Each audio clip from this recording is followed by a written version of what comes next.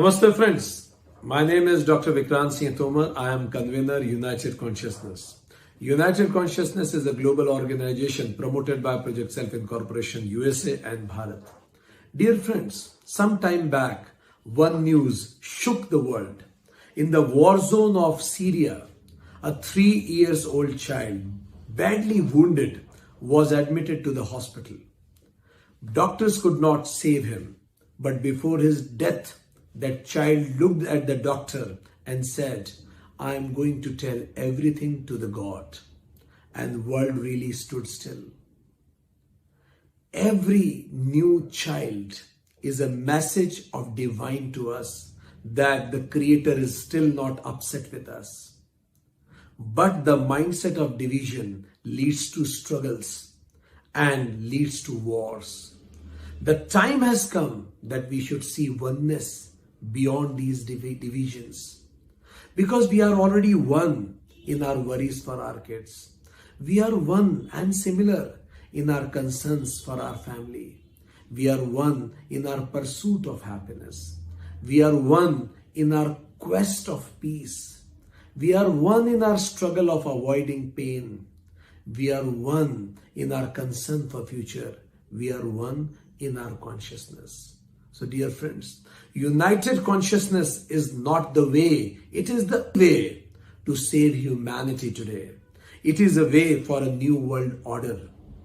It is a way where united consciousness envisage a new world where education will bring forth the best in everybody. It will liberate people, where the focus of education will be life, not only livelihood. Where in schools, kids will be taught that happiness and peace is the dashboard of life. Where the language of superlatives and comparatives will not be used often. Where economics will talk more about gross domestic happiness rather than gross domestic product. Where war will be taught only in the books of history. Where stress and tension will remain only in the books of physics, not in humanity. Where depression will go back to find its place in the books of economics, not in human psychology. Where nations will be the units of economic development, social and ethnic upliftment, but not the boundaries of human freedom and human expression. Where we share this planet with other species, where we, instead of talking only on democracy, we will be talking on ecocracy, where we will incorporate all the plants, nature, animals, and give them their righteous place, their appropriate place in this planet, where even they are applauded and respected as a being on this planet. So dear friends, the time has come to choose, and there are two choices. One choice is united consciousness, and another is divisive catastrophe. Because we make choices, and finally choices make us. So let's choose wisely. Let's choose love. Let's choose togetherness. Let's choose united consciousness. In order to choose united consciousness and celebrate it, we are organizing on 11th, 12th, 18th and 19th of December a global spiritual fiesta, United Consciousness Conclave 2021. So let's together explore united consciousness with amazing speeches and panel discussion. Experience united consciousness through meditation and yoga, and express united consciousness through dance and music. Around 100 countries will be participating in some or the other delegates or representatives of around 100 countries will be there as spectators or participants in this global program. I welcome all of you to sit back, relax, and enjoy this beautiful journey of united consciousness. I would also like to thank Indian Council of Cultural Relationships to promote this event, to support this event world over. Thank you very much.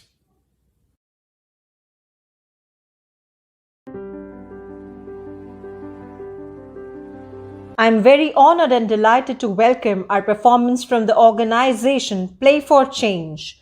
Play for Change is not only the organization, but it is a movement created to inspire and connect the world through music and break the boundaries. They reimagine a world connected by music to spread a global message of hope and unity. Playing for Change was born in 2002 as a shared vision between co-founder Mark Johnson and Whitney Kroenke. This musical journey resulted in the award-winning documentary, A Cinematic Discovery of a Street Music. Today we have a performance from them on Chanda Mama. In the group we have Damien Mizat from France, Junior Kisan Vega from Congo, Luis Mahalanga from Zimbabwe, Marcelo from Argentina, Noel from Argentina, Ronaldo from Cuba, Roberto from Italy, Rupak from India, Santiago from Argentina, Sibongisne from South Africa, Sinabwe from South Africa, the Oneness Corps from India, Tula from Israel, Tusharlal from India, Pulau from Portugal, and Stefano from Italy. So, ladies and gentlemen, please put your hands together for the group Play for Change.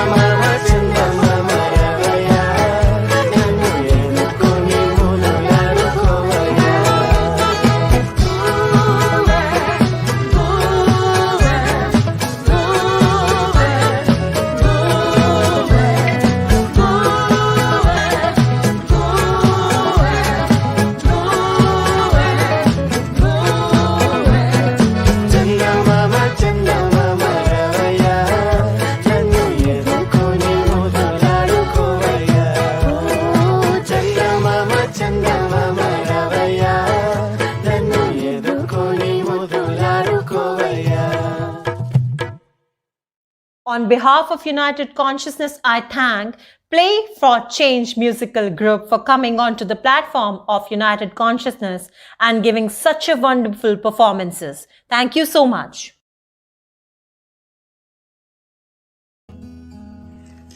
It's my pleasure to welcome Dr. Vibhuti Jha, who is Executive Director in Nalanda International, USA. In 1991, he worked in leadership role with the American Express Bank to build and develop Indo-US business relationships. He obtained his undergraduate degree with majors in economics and minors in politics. Namaste, viewers. Thank you for a beautiful introduction to me, as I have been on this show many times with the United Consciousness, wanting to improve upon the awareness and the consciousness that lives within us as a human being. My topic is spirituality and performance. I'm a believer, I can tell you with my personal thing, that I'm a believer that performance matters. In every single aspect of life, how we do what we do matters. And the quest always is, how do I do better than where am I? And how do I continuously, work towards doing better than what I did? And it's all about achieving our potential. We all have a sense of how good or bad I am, and how good or bad I'm doing in life is critical. So what is spirituality got to do with it? We have religion, we have humanity, we have spirituality. In every aspect of life, what is important are three things. One is, what is the purpose of my life being here? That's a very important thing that we must not ever forget. The purpose defines our course of action. What am I going to do? Who am I? What am I going to do next? The second element is relationships. Life is all about relationships within yourself, individual relationship with yourself. How do I like myself? If you do not like yourself, why do you expect others to like you? Let's not indulge in a negativity that people don't like me. It's very important to bear in mind, because we all are actual creation of life on the planet Earth, and we have a purpose. Between relationships and purpose becomes another part. What are my value systems?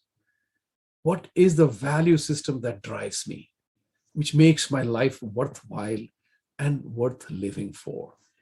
These three elements are remarkably universal. Globally, everybody knows what to do.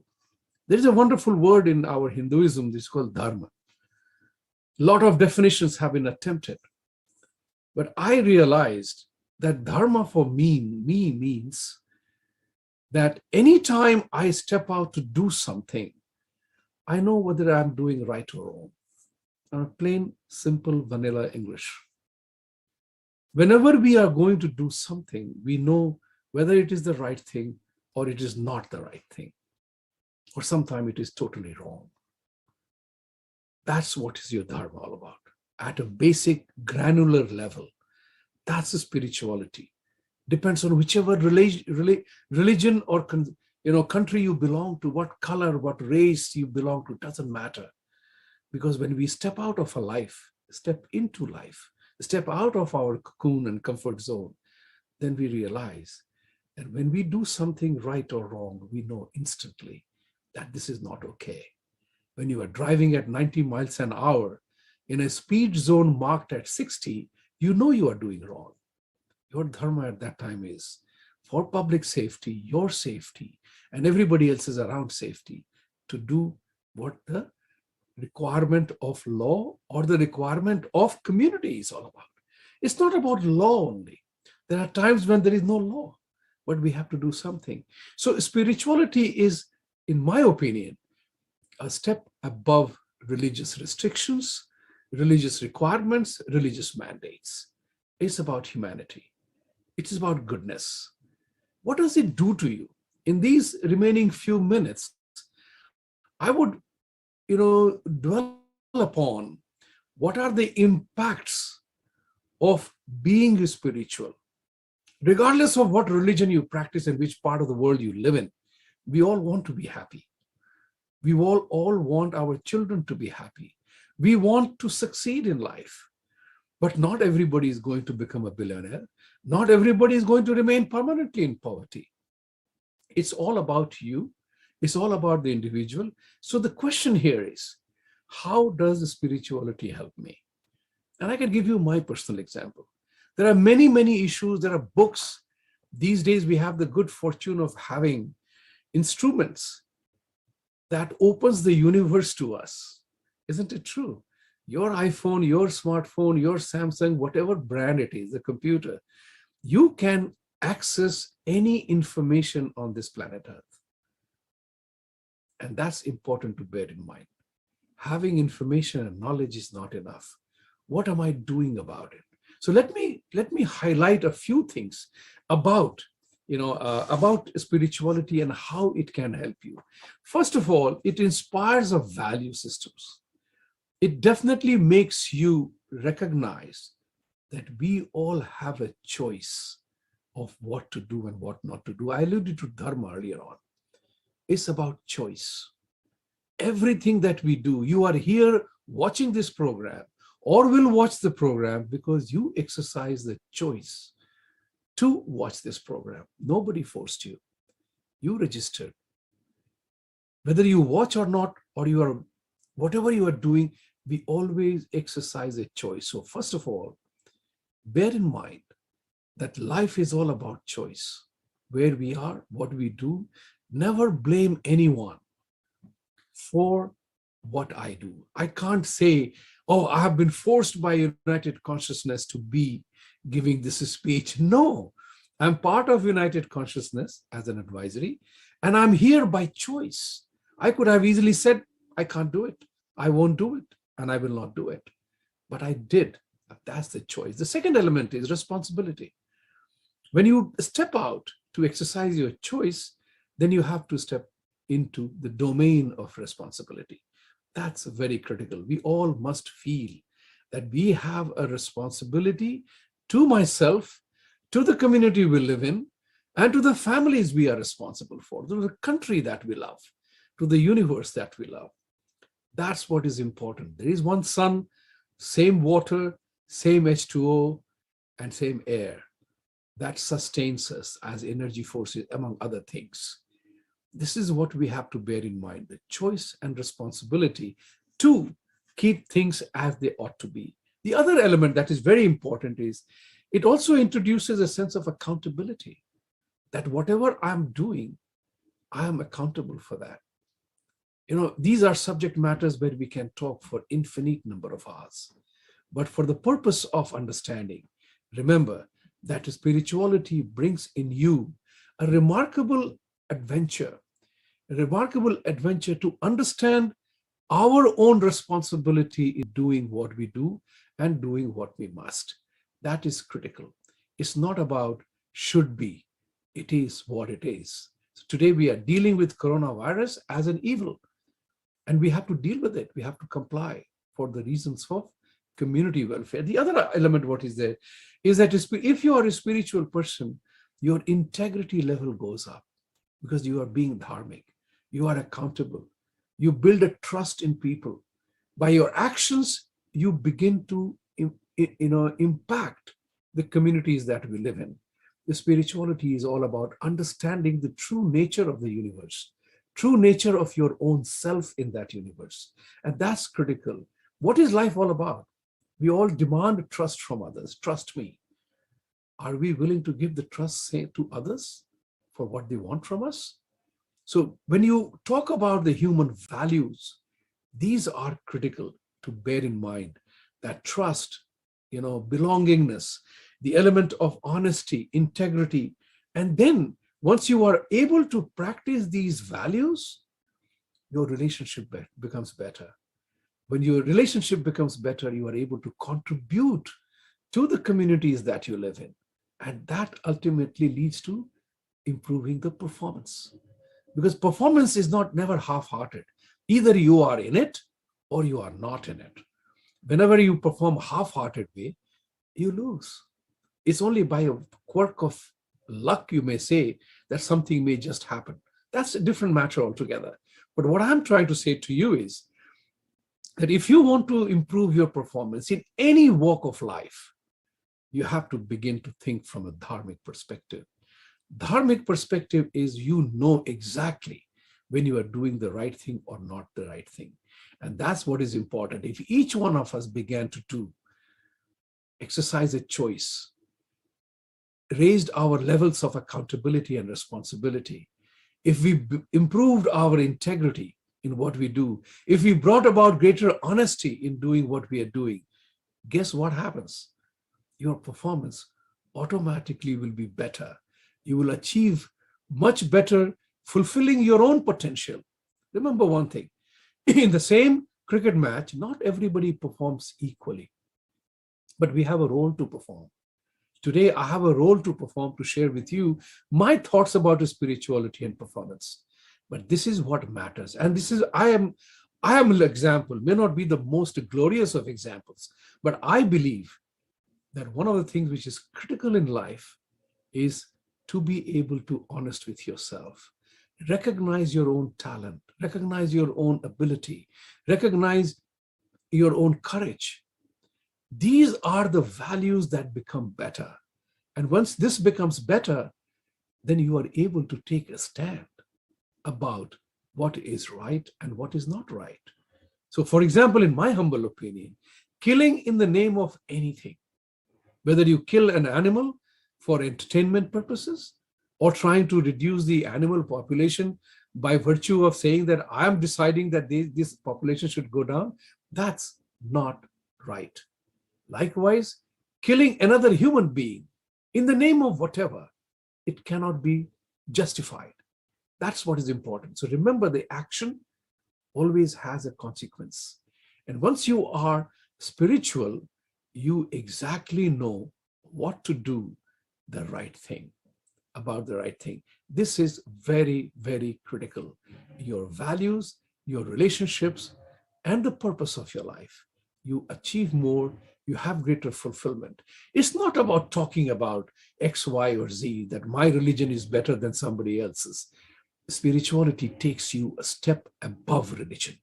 It's only when you recognize spirituality, then you realize that religion has its own role. No doubt about it. But religion also has restrictions. The spirituality is universal. As human beings, regardless of who we are, who we pray to, but we have a common responsibility to the universe, to the community, to the societies we live in, and the countries we live in. We are who we are, what we look like, by virtue of a biological and social engineering, right? We were all conceived in a biological process, right? And that's what is important to bear in mind. There is a universality in spiritual thinking. And with this, I want to say, think more about your own self. Spirituality, in my humble opinion, is one step above religious doctrines, because that's what allows us to become humans, because as humans, we are the same everywhere. So if you want your performance to go up, there has to be the spiritual streak in you that takes you beyond religious restrictions, religious mandates, religious diktats. Thank you very much for listening to me, and I hope you will spend some time in thinking about it. Thank you. Namaste.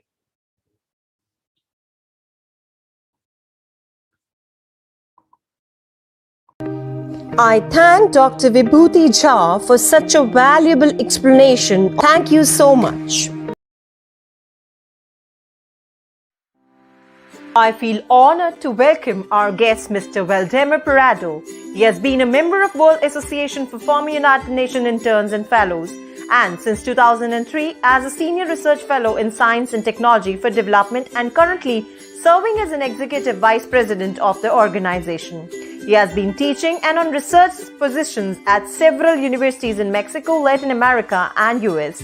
During this time, he has been involved in developing and implementing technology solutions for development in emerging and developing countries. held professorship in physics, mathematics, computer science, biomedical science, and technology. He have been commissioned to participate in the different forums and conferences at ECO, SOC, DPI, and WSIS in topics related with the impact of ITCs and development as well as the transfer of technology at the United Nations. He also have been involved and consulted in financing for development projects for communities in several regions of the world. He also have been consultant, advisor and facilitator for science and technology transfer for the government of Chile, Colombia, Peru, Dominican Republic, Honduras, Bolivia, Costa Rica, Panama, Venezuela, Vietnam, Cambodia, Laos, Brazil and Mexico. Also in the areas of creation of local capacities. So, ladies and gentlemen, please put your hands together to welcome Mr. Waldemar Prado.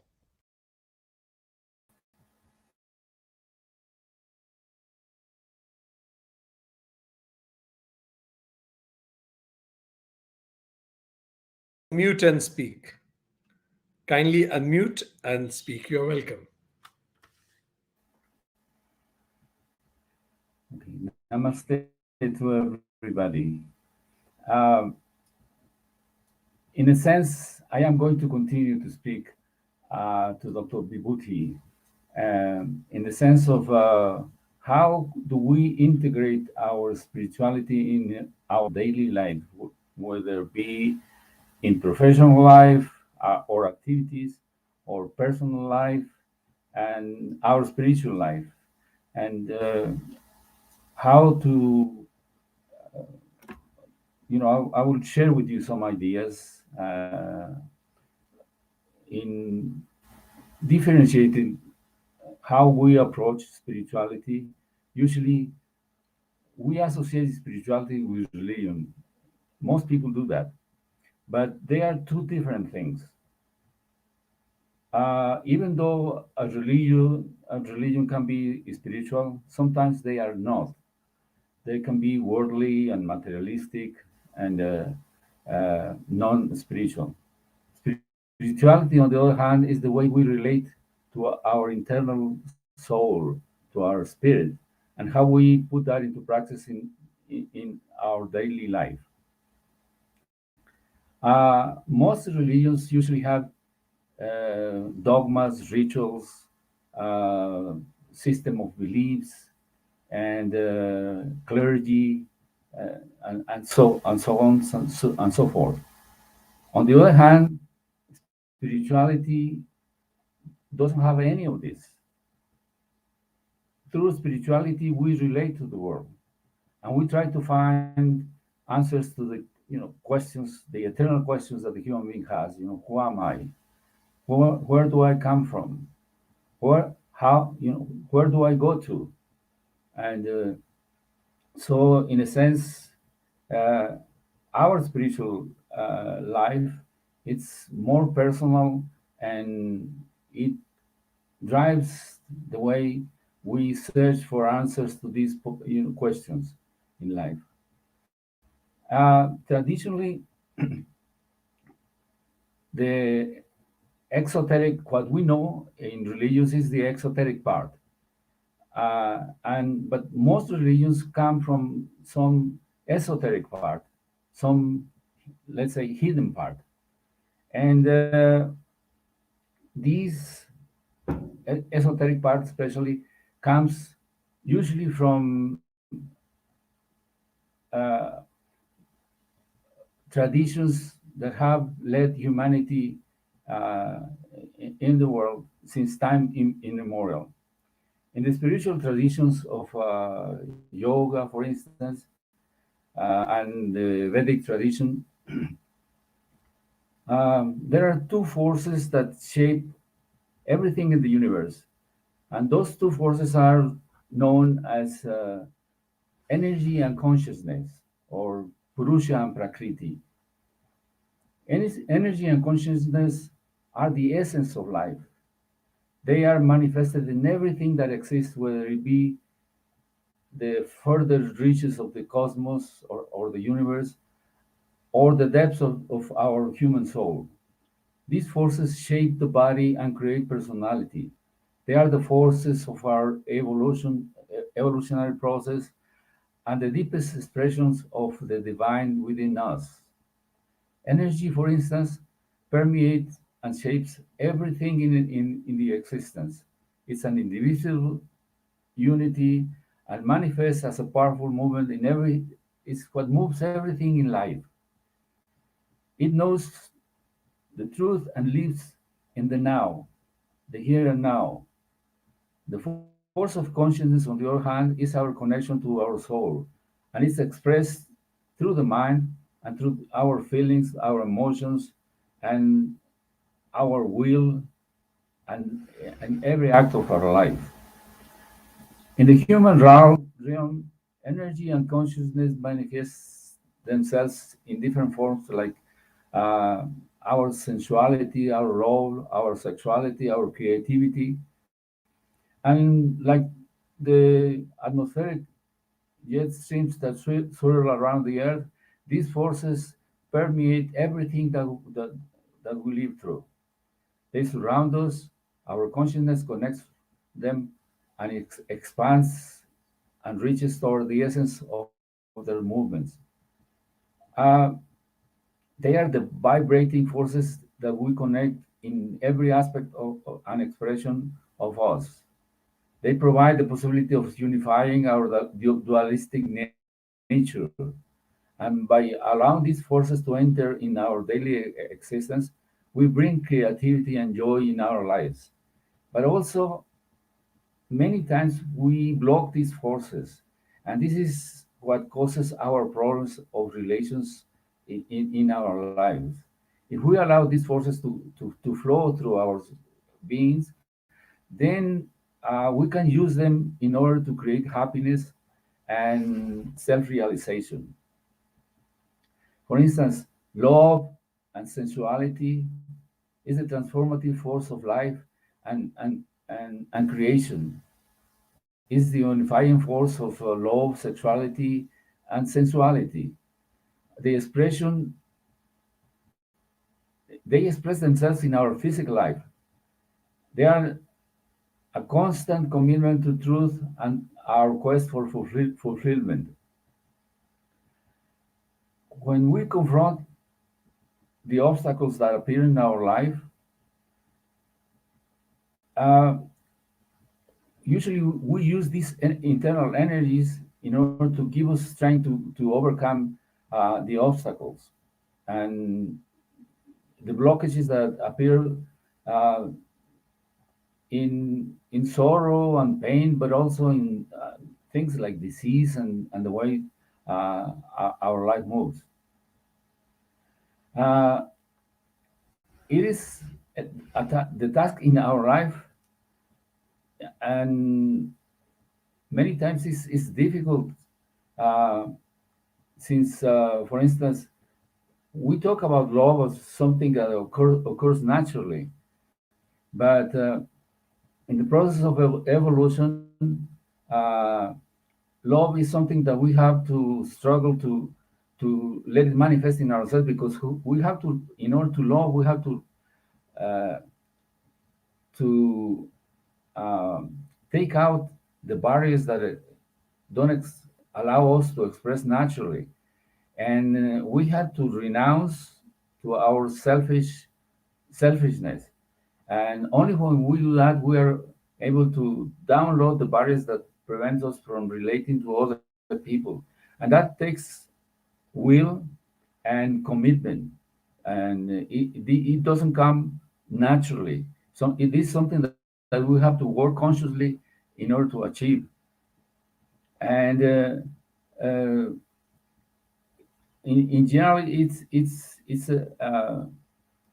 uh, it's something that we give for granted, and we confuse it with many other feelings and situations that basically come from the need to fulfill our own needs.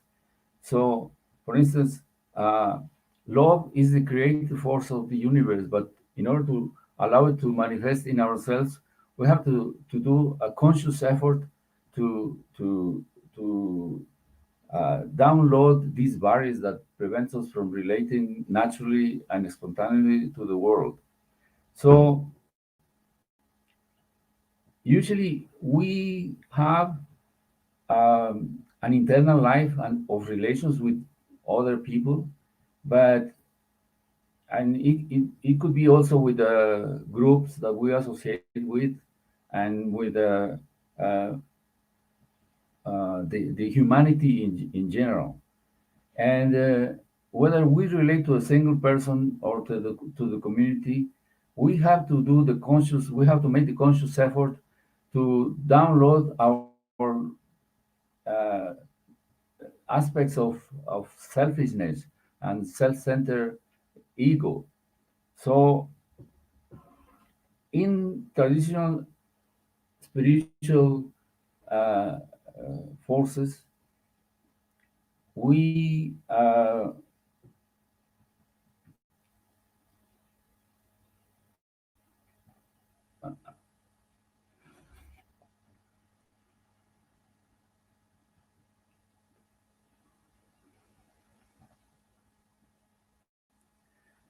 many traditions in the past have de- have designed methods through which we can help ourselves. In general, modern science has recently discovered that many of the traumas, conflicts, and neurotic processes that we have in our lives nest in our body, and they create mus- muscle shields that rigidities and things that make our body stiff in many ways. And that's why some methods like hatha yoga or meditation and what the Vedic tradition proposes help us to undo these body shields and release the energy that doesn't allow our consciousness to flourish. So late, recently only the these practices have been proven scientifically, but they show that we, through these practices, we can actually liberate all those traumas, complexes, inhibitions that we grow with, and they become neurotic in our life, neurotic processes in our life that we need to transcend in order to become loving and spiritual. So it's important to know that there are methods through which we can transcend these neurotic processes that we have in our lives that make our life painful and not fluent. So I I finished with this my participation, and I thank this incredible group that uh, created this event. Thank you very much, respected Dr. Waldemarji. Thank you for bringing it in light that how spirituality is beyond the religious dogmas and the lingering question of life as you raised, where do we come from and where do I go? And you also mentioned about the forces, consciousness and energy, Prakriti and Purush, and their interplay. And you also went into the neurosciences and how, as Gita Krishna says, mind in its own place. It's the best enemy and the worst. It's the worst enemy and the best friend. So thank you very much, Dr. Waldemar, for bringing us into this light of new consciousness and Prakriti and Purush complex. Thank you very much for bringing it. Thank you very much. Thank you. On behalf of United Consciousness, I thank Mr. Waldemar Parado for coming onto the platform of United Consciousness and sharing his views. Thank you so much. I feel delighted in welcoming our next guest from Argentina, Ms. Laura Morales. She started her yoga practice when she was young, But without constancy, when she got pregnant with her first daughter 16 years ago in Barcelona, Spain, she retaked her yoga classes. 3 years later, after her son's birth, she took her first teacher training in Kundalini Yoga, and a new world opened for her. In 2013, she moved to Santiago in Chile and took another teacher training in Hatha Yoga. After finishing it, she opened a yoga studio called Madhavi Yoga. She met with a surgery due to arthritis. This motivated her to specialize in therapeutic yoga, yin yoga, and Ayurveda in order to continue her personal practice and help others in similar situations to feel better. In addition to her asana practice, she also studies philosophy and introduction to Sanskrit. Namaste, everyone. Thanks to be here with me. We're going to do a class to the fascia, to our fascia, with slow movements. And the most important thing in this practice, is be aware of yourself. So we're going to start. Put a hand on your chest, in the center of your chest, and the other on your belly. Soft and with taking care of you. Now we're going to inhale and feel you're expanded. Exhale and back. Inhale. Exhale. One more time. Inhale deeply. Hold your breath. Exhale. Inhale and put your hand on your knees with your palms touch to the ceiling. And going to move our shoulders up, back, down, forward. Slowly, you have to feel the movement in your back, in your shoulders now, one at a time, to the back, slowly, creating space and movement in your body with consciousness, and change the side. Okay? Slowly, we're going to have more capacity to move. Okay. Now, inhale, both shoulders up. Hold your breath. Exhale. You can exhale from your mouth. Inhale.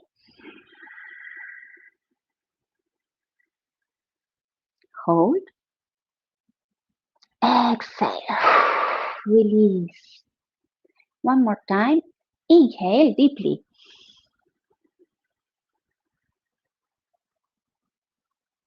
Exhale. Excellent. We're going to change the pose of our legs. Relax your knees. Sit tall. Relax your shoulders. Put your hands on your knees. And we're going to work with our arms and our spine. So we're going to inhale, rise your arms,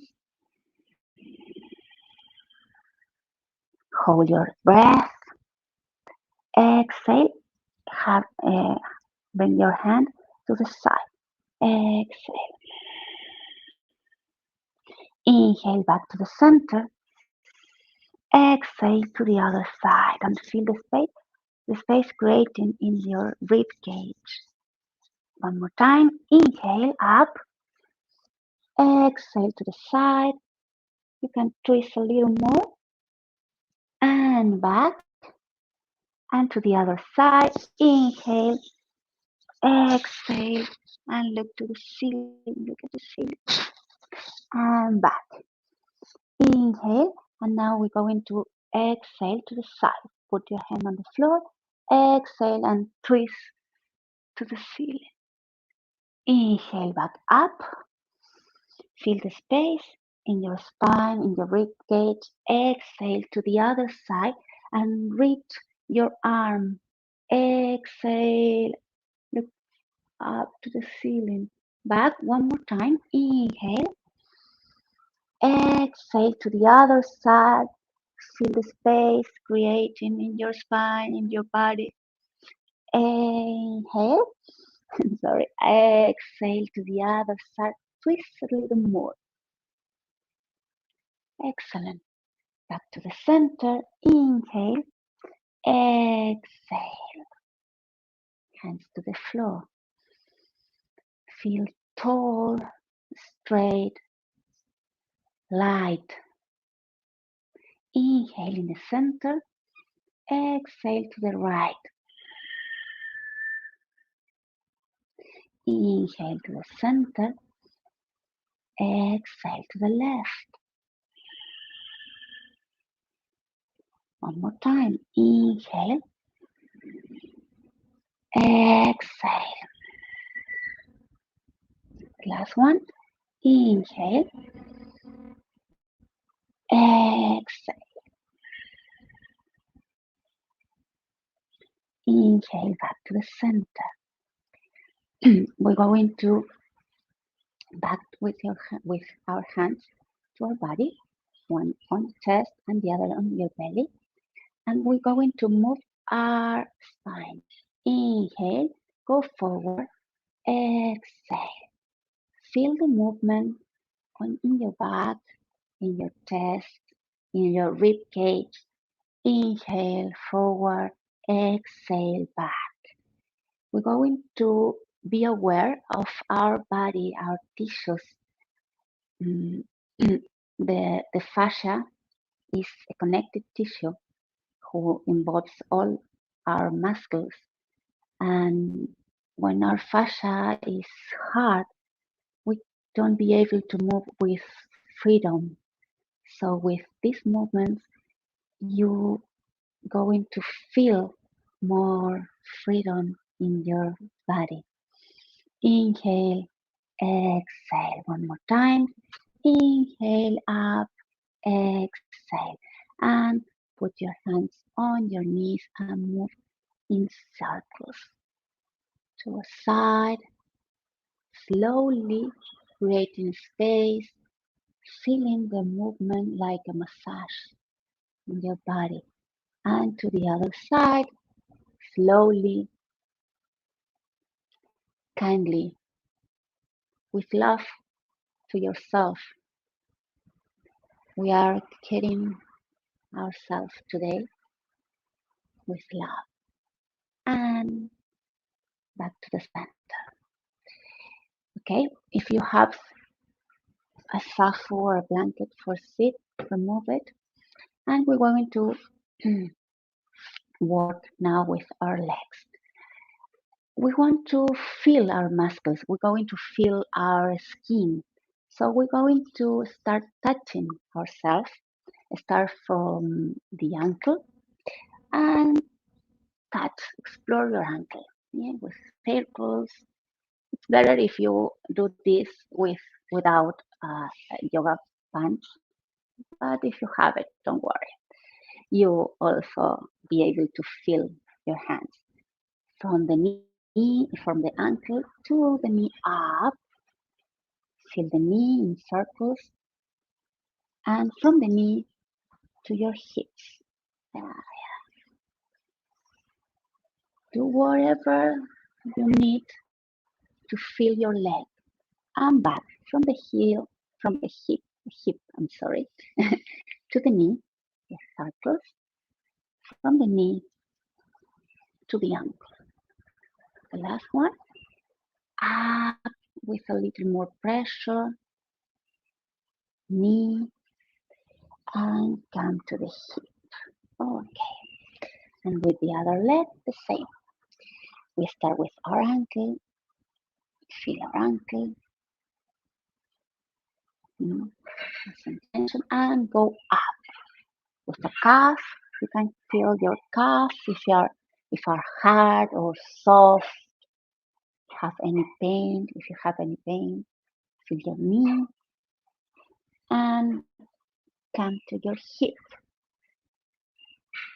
Okay, and back.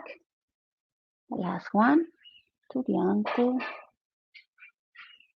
and up, knee and hip. Okay, now we are feeling our legs and we're going to move to side like this, slowly creating space in our hips. Okay, and if you feel comfortable, we can go up a little. Inhale, up and like this. Just if you feel comfortable doing that. If you don't, you can stay here. Don't worry. It's just for feel our body and move it.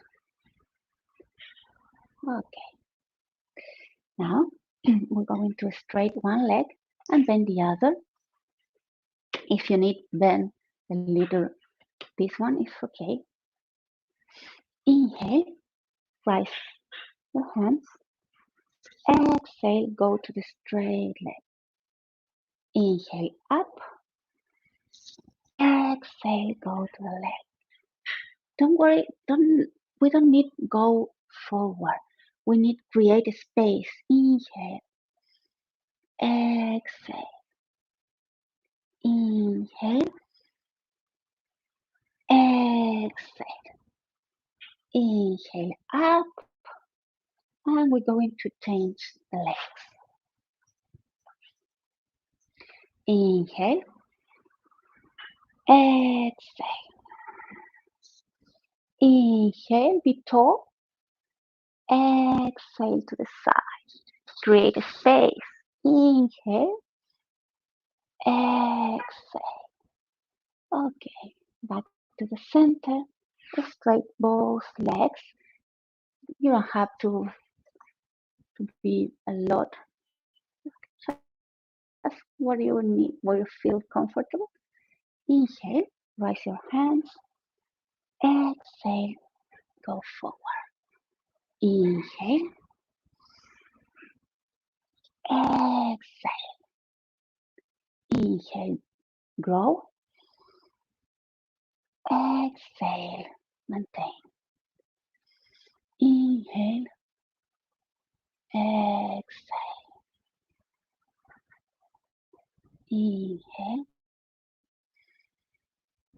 Exhale. Inhale. Cross your legs. Okay. And come with your hands to the center of your heart. Feel it. Feel your heart, your breath. How many space you create in your body. How you feel your spine, your legs. How is your mind right now?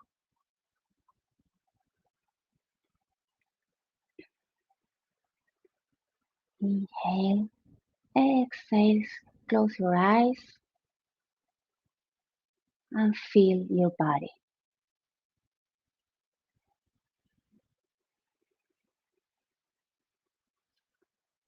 Namaste.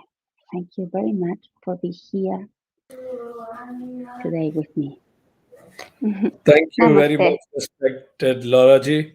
As they say that in a fit body lives a healthy mind. I Yeah, especially would like to mention that you gave special focus on the breath and the body dynamics. That is very much important.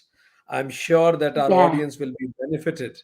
And one special thing that you did, that you make them feel and talk to their own body and talk to their own mind also. This process of savoring deepens the feeling and deepens the experience. I'm sure people watching you from different parts of the world will certainly be benefited by an amazing yoga asana that you demonstrated. Thank you very much for being with us today. Thank Namaste. you. Namaste. On Thank you behalf very of much. United Consciousness, I thank Ms. Laura Morales for coming onto the platform of United Consciousness. Thank you so much.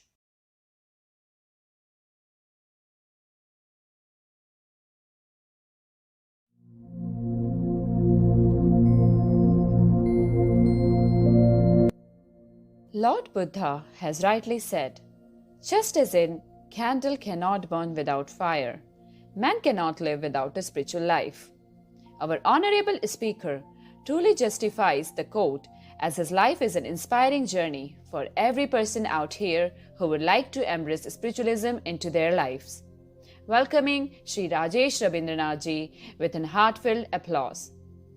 He is a known expert of Vedanta, scriptures, yoga, and modern management.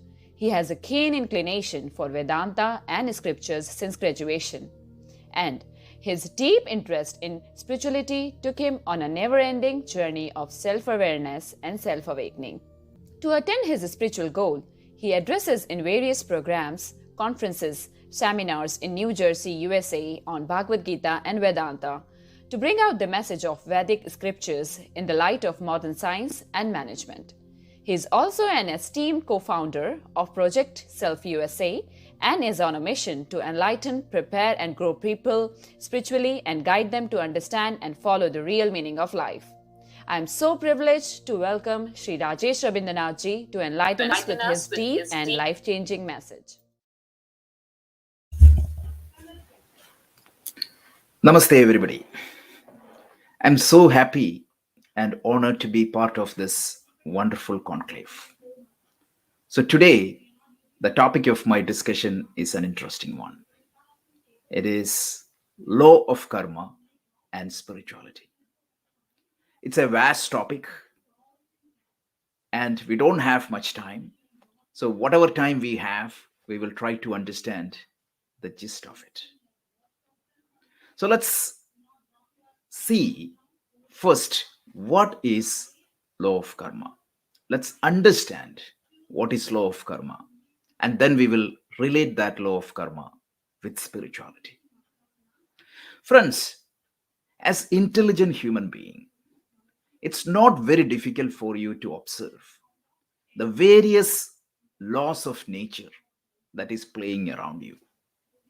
If you open your eyes and look at the world, you could see a regular pattern in everything. Every day there is sunrise, sunset. You can see that the seasons are changing. You can see that the rains are coming. You can see that pattern everywhere in the universe. On the physical level, you can see a perfect order. On the physiological level itself, you can see that your body is growing. You're putting weight. And if you do exercise, you're losing the weight. You can see that the digestive system is functioning. You can see that a perfect law is there that governs your body. And psychologically, there is a perfect pattern. You can see that how a human mind works. The discovery of the physical laws of the universe is the scope of the physics. The discovery that governs the laws of the physiology is biology. The discovery of how the human mind works is psychology. Nobody has created these laws. The science is only trying to understand these laws. These laws, if you really think about these laws, you can see that these laws are part of the intelligent order of the universe. You can see that intelligence everywhere in the universe. This intelligent order of the universe, the Vedas call it as Ishvara or the God. So please understand this concept very well, because for you to understand the law of karma, you need to first understand that intelligent order of the universe and the universal laws. The Vedas defines Ishvara as the one who governs, the one who manages this intelligent order of the universe. That is why the universe is a universe. It's not a chaos. Even the measure of disorder, which we call it as entropy, is part of that order. And now let's come to these laws of karma. This law of karma is an important law in the universe. So let's try to understand a little bit clearly what is that law of karma. The word karma comes from the Sanskrit root kr. The word kr, the root kr means to do. So what is the word karma means? It has a larger meaning. The simple meaning is anything you do with a karana is karma. Anything you do with an instrument is karma. The instruments can be divided on a high level into two. One is called Bahya Karana and the other one is called Antakarana. Bahya Karana consists of all your sense organs, the 5 organs of perception and the 5 organs of action. So anything you do with your hand is a karma. Anything you see with your eyes is a karma. Anything you speak is a karma. So anything you do with a sense organ can be called as a karma. So anything you do with a karana is a karma. And of course, you may use upakaranas, the external instruments to enhance the power of the karana, but anything you do with a sense organ is known as karma. And also, the scope is not just limited there. Anything you do with your inner instruments, the inner instruments consist of your mind and intellect. So any thought you encounter, any feeling you encounter is also karma. So karma consists of anything you do, anything you feel, anything you think. This is karma. But the scope never ends there. Please listen to this interesting observation.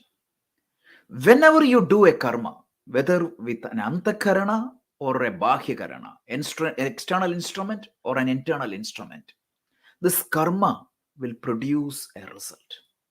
These results are also twofolds. One is there is an obvious result or an external result. For example, if I find that a child is struggling to pay his fees, what I can do? I can pay some money. So the external result is, of course, I may be losing that much money from my pocket. That is one result. Second thing is I might be seeing a smile on the face of that child. And the third thing is that child was able to pay the fees. These are all obvious. These are all external results. Sometimes these results will come immediately and sometimes the results will come later. This is the external results or drishtaphala, if you use the technical term. But apart from this drishtaphala, the law of karma or the universal law states that there is an adrishtaphala, an unseen result, which will accumulate as part of your karmic account. So along with the drishtaphala, there will be adrishtaphala for every karma we do. Mind you, the scope of the karma is anything you do, anything you feel, anything you think, that will have a drishtaphala and that will have an adrishtaphala. And these adrishtaphala is going to shape your life. Who you are in this world, what you are, what type of playground you get to play the game of your life, it is completely determined by these adrishtaphala. And this is also known as karma. So if you define the karma, the scope of the karma includes the action we do and also the adrishtaphala we accumulate. And this adrishtaphala has a bigger impact in our life. This adrishtaphala is going to determine the future course of our life. Please don't understand this as fate, because fate means you don't have any control of the situation. Here it means that these karmas are going to determine the type of playground I'm going to get. But how do I play in that playground? It is completely in my control. So the law of karma is going to determine the type of situation I would be encountering in my life, in this life or next life. And this is a fair game. I am responsible for what I'm getting. It makes me completely responsible. This is not a God is going to determine A is going to get this life, B is going to get that life. No, if that is the case, there is no fairness. And that will not and that cannot happen from all powerful or merciful God. So the karma is going to determine what type of environment I like. And I have the choice. How do I play in that playground? I can choose to retire. I can fail, or I can, if I play well, I can succeed. This is what makes our success and failure. The great scripture Mahabharata discussed this topic extensively between a conversation between Yudhishthira and Draupadi. So the Yudhishthira explains the effect of karma like the current of a river. You're supposed to cross the river. And if means for some people, there won't be, means the current would be completely in their favor. So even if they don't put any effort, you can see that the current itself is going to carry them. But sometimes what happens, if the current is completely opposite towards where you are traveling, you need to put extra effort, or you need to employ the right strategies to cross the karma. So that's what determines how do we live our life. So in short, what is karma? Karma means any action you do, whether it is with your physical instrument or inner instrument, it is going to produce a drishtaphala, a visible result, and an adrishtaphala, and this adrishtaphala is going to determine your next course of action. So this is what the law of karma. And this law of karma is applicable to all the people, irrespective of caste, creed, and nationality. The God is not going to do any favor to anybody, right? He is not going to curse a person. He is not going to determine that this person's life is going to be difficult, that person's life is going to be better. That is never going to happen. Everybody will be given the results of their karma. If not this life, it is going to come in the next life. This is very important. And this is what is law of karma. And now let's see the role of spirituality in this law of karma. Spirituality, the word spirituality is obviously, it's a word coming from the French e-spirit, which internally came from a Latin word. The loose translation of this word spirituality means you are going back to your own image, your own true self, if that is the meaning. How can we deal with this law of karma? So the being spiritual is, the first step is to recognize the impact of this karma in your life. That itself is difficult. A lot of people don't even recognize that my karma is going to shape me. They never pay any attentions to what they are doing. So that's the first step. Second thing is recognizing this intelligent order of the universe. When you recognize that intelligent order of the universe and surrender your karma in front of that intelligent order of the universe, the way you perform the action becomes a yoga. The Bhagavad Gita brilliantly defines this idea in the 18th chapter, verse 46, when Krishna tells, Yatat pravritti bhutanam ena sarvamidam tadam swakarmana todarchasya siddhim vindati manavaha. So when you understand the impact of karma in your life, the best thing you can do, or the intelligent thing you can do, is convert your karma into karma yoga. So converting karma into karma yoga involves two steps. The first thing is recognizing this intelligent order of the universe, then dedicating your karma as an offering to that intelligent order of the universe, Ishvara. So offer your karma as an appreciation in front of the God.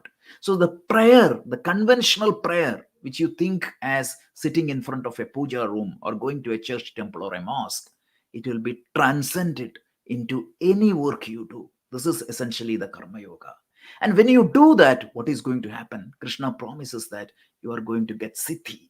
And also the second chapter, verse 50, Krishna tells, when you do karma in the spirit of karma yoga, yogaha karma sukhaushalam, the karmas are going to become like very protective.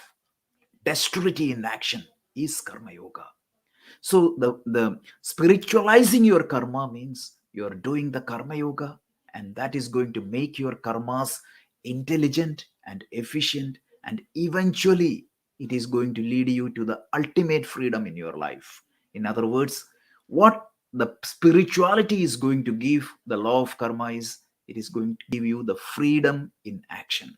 It is going to make you to face your karma properly, and it is going to make you responsible and build your future by doing the appropriate karma. So this is a short description of the law of karma and spirituality. So let's recap quickly. What is law of karma? Law of karma is one of the intelligent order of the universe, the natural law of the universe, which is applicable to anybody and everybody in the life.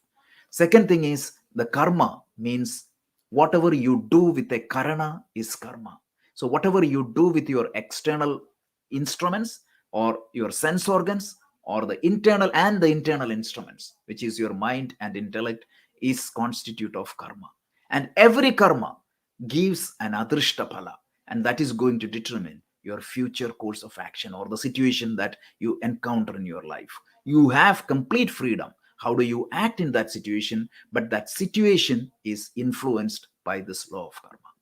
And how do you spiritualize this? One is recognize the law of karma, recognize the intelligent order of the universe, and convert karma to karma yoga. And that is going to help you to lead an intelligent life. I'm so happy to share my thoughts in this topic. As you know, this is a vast and complicated topic. If you have any questions, you can subscribe this channel. We conduct the Bhagavad Gita session, which covers this topic extensively. And once again, thank you very much. Thank you very much, respected Rajeshji. In such a small time, you elaborated such a big topic. Really, as you rightly said, in summary, life is karma modified. And as you said, that we are the master of our own fate. We are not the victim, but the victor in life. And the way is karma yoga, as you mentioned, says Bhagavad Gita. Thank you very much for inspiring us. Thank you very much. Thank you. We thank Shri Rajesh Rabindranath ji for his beautiful explanation. Thank you so much.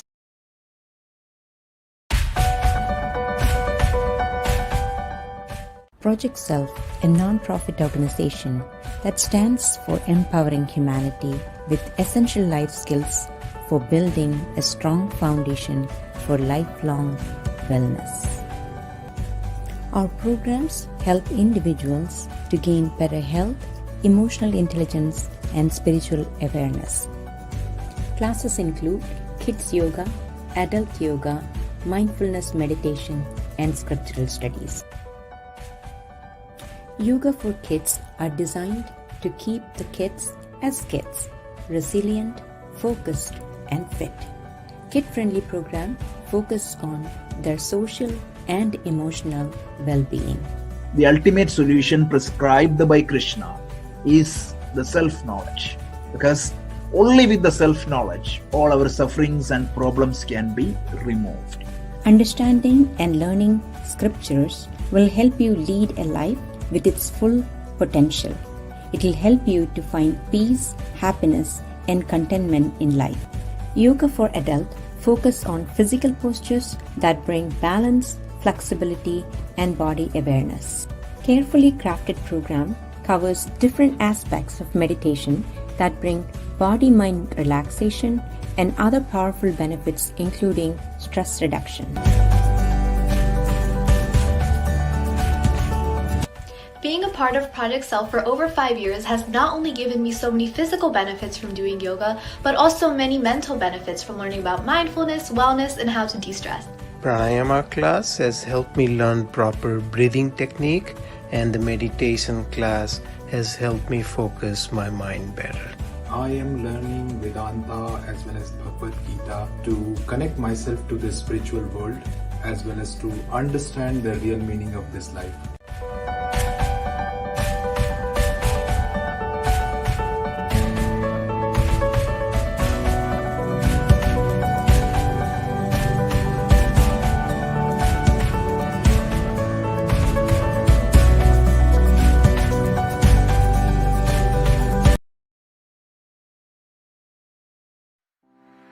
Taoism says that openness is an ability to go with the flow, to be receptive without prejudging.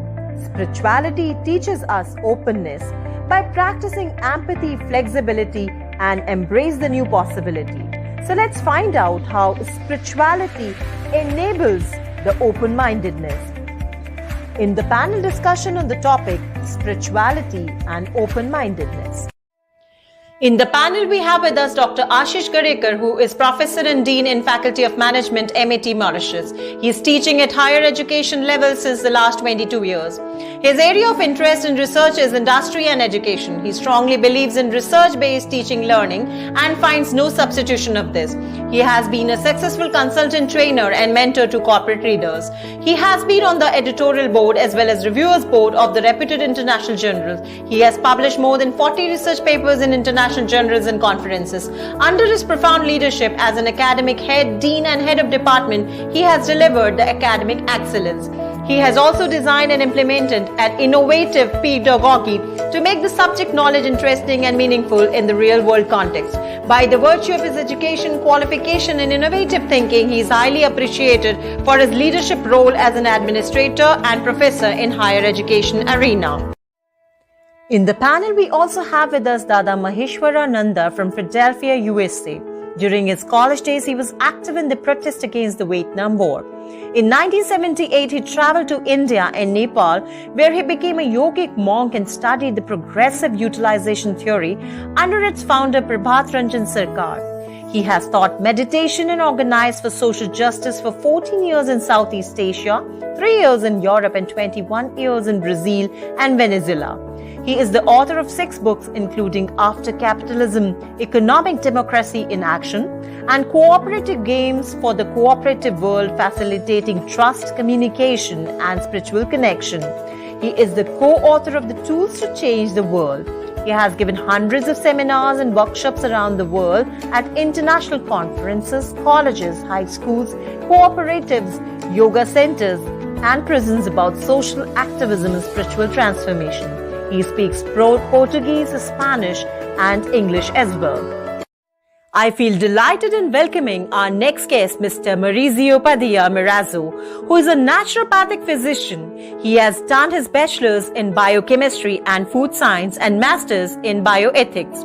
Since 1980, he is participating in uniting ancient wisdom and present-day science-based solutions to global health issues with native elders and communities in Mexico and America.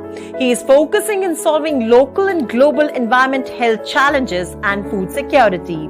He have collaborated in finding practical and economic solutions to issues related with community health, promoting local sustainable food and herb gardens. So, ladies and gentlemen, please put your hands together to welcome Maurizio Padilla. In the panel, we also have with us Dr. Sayyed Tanveer Nasreen. She carries the legacy of spirituality from her family, which is a long Sufi past.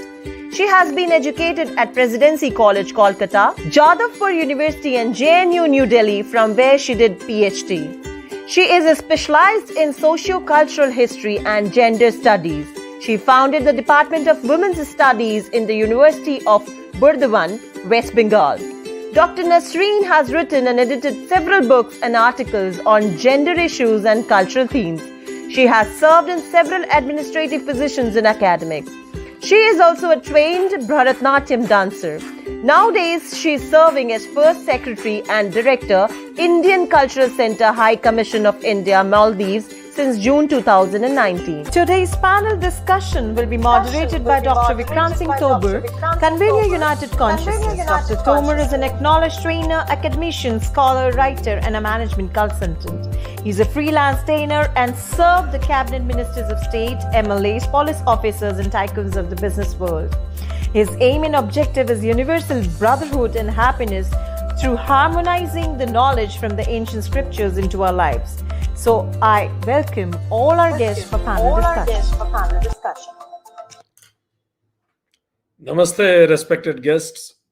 I welcome all of you in this wonderful discussion on spirituality and open-mindedness.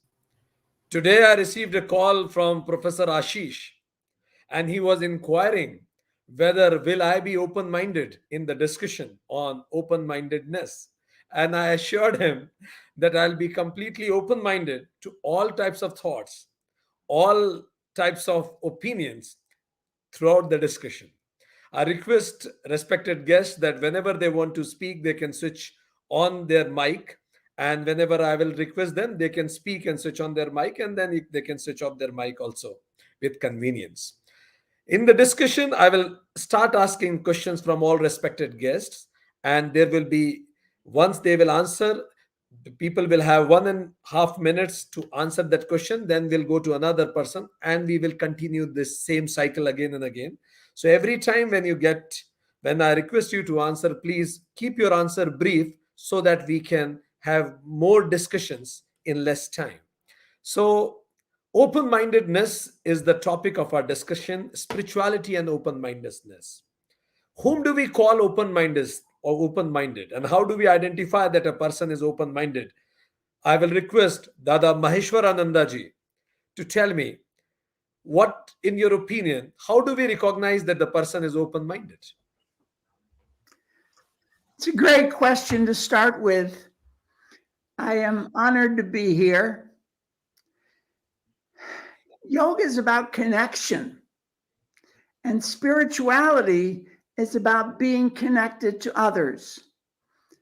The indigenous peoples of the Americas, of Africa, of Asia, and Australia, they never said that the land belongs to me.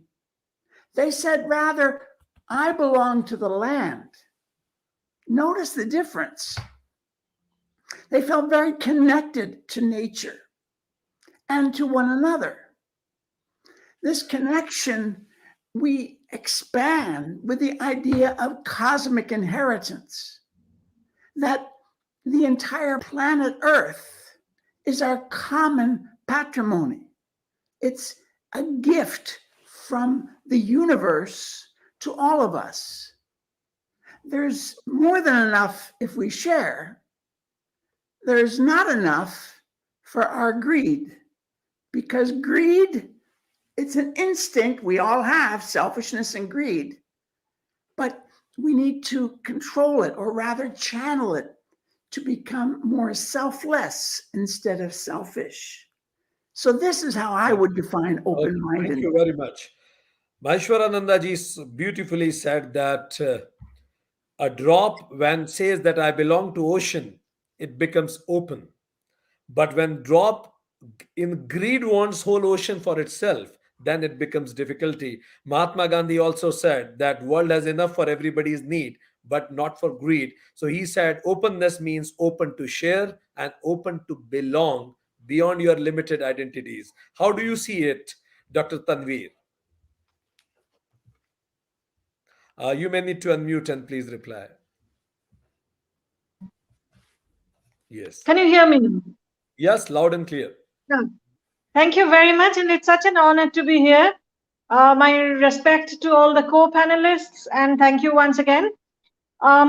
See, the first mandala of the Rig Veda, the repertoire of our ultimate spiritual knowledge, the first point of our spiritual reference. I refer to the first mandala, the 89th shloka of the first mandala of the Rig Veda, that says, Ano Bhadra Kratva Yantu Vishwata. Let the noble thought flow to me from all sides. And this is the spirit that has come to us since 4,000 years. It was recorded 4,000 years ago. To me, open-mindedness is essentially a progression, a state of progress, or else we remain restrictive, stagnant. I will not progress unless I am not open-minded. And when I say I will not progress, I mean it in a personal sense as well as it in a collective sense. I vis-a-vis the we. And it would not mean others will not progress. It wouldn't just mean that others will not progress. They will progress because they are open-minded. And the lack of receptiveness, if I look at it from the other side, the lack of open-mindedness does not just leave me at the stagnant position where I started. Because when others become open-minded, in the whole process, when others are exposed to newer ideas, open to innovations, in the cumulative effect that comes on a comparative scale, I or we will be much behind what I am imagining. So this is an entirely subjective idea of progression, where I stand and where I perceive myself to be stand if I am not open minded, be it technology, be it aesthetics, and be it spirituality and the spiritual progression in the long run. Thank you very much, Dr. Nasreen mentioned that it is being open to the thoughts. She quoted Rig Veda. Let noble thoughts come from all the direction, being open for it. And if we are not open, it leads to stagnation. I'll come to Dr. Mauricio from Mexico. Dr. Mauricio, it is considered that spiritual people are not much open minded because it's a notion. I want you to reflect on that because world has more wars in the name of God than for any other reason. And people also say this, that we don't have enough gods to make us love in peace with each other, but we have enough gods to make us fight with each other. So there is a notion that spiritual people are very strong nosed. What are your comments on this notion? Well, thank you for being here in this valuable circle. And I would say that open-mindedness is interesting. The initials of OM is the sacred sound, OM. So open-mindedness is really a platform of a healthy mind, because the contrary is being closed or being enclosed or being separated from nature and from others. So open-mindedness, I see it as a spectrum. We learn to be open-mindedness. And why do I see this as a healthy issue? Because a healthy mind is a curious mind, is want to learn. In the yogic tradition, the Gnani yogi is a yogi that wants to understand life in the deep sense, and it has to do with the understanding of the laws of life, and also the essence of others' life, other people. So I see it as an opportunity. Open-mindedness is a very important issue to exercise, because it is a way of becoming part of the whole. There is, in the whole, there is coherence and there is beauty. And when we assimilate this coherence and beauty, we become part of it. So I see this as a really as a health issue that is very important to learn since we are kids. We have to teach children how to be open and how to be curious and to understand the life of other people, because each one of us is part of life in this complex puzzle. When we see the whole, we see this beauty and we experience this beauty and this coherence. So I think that it is a very important issue in spirituality, and that we have to teach this since we are very young, because this is part of the necessity of community and worldwide well-being. Thank you, Dr. Marigio. As you said that it is very important, and he said that open-mindedness, O&M, is the first syllable Om, and he beautifully related with it. And he said that it is the law of nature, and it should be taught since the beginning that we are a part of the whole. That's perfectly fine. But when I start researching into this open-mindedness, I get into many such stories like Galileo suffered, like Joan of Arc has to sacrifice her own life. When I start researching into this topic or into any research, the moment Charles Darwin said that we are the ancestors of, we are the descendants of monkey, it really was very difficult to swallow this fact like Charles Darwin brought in.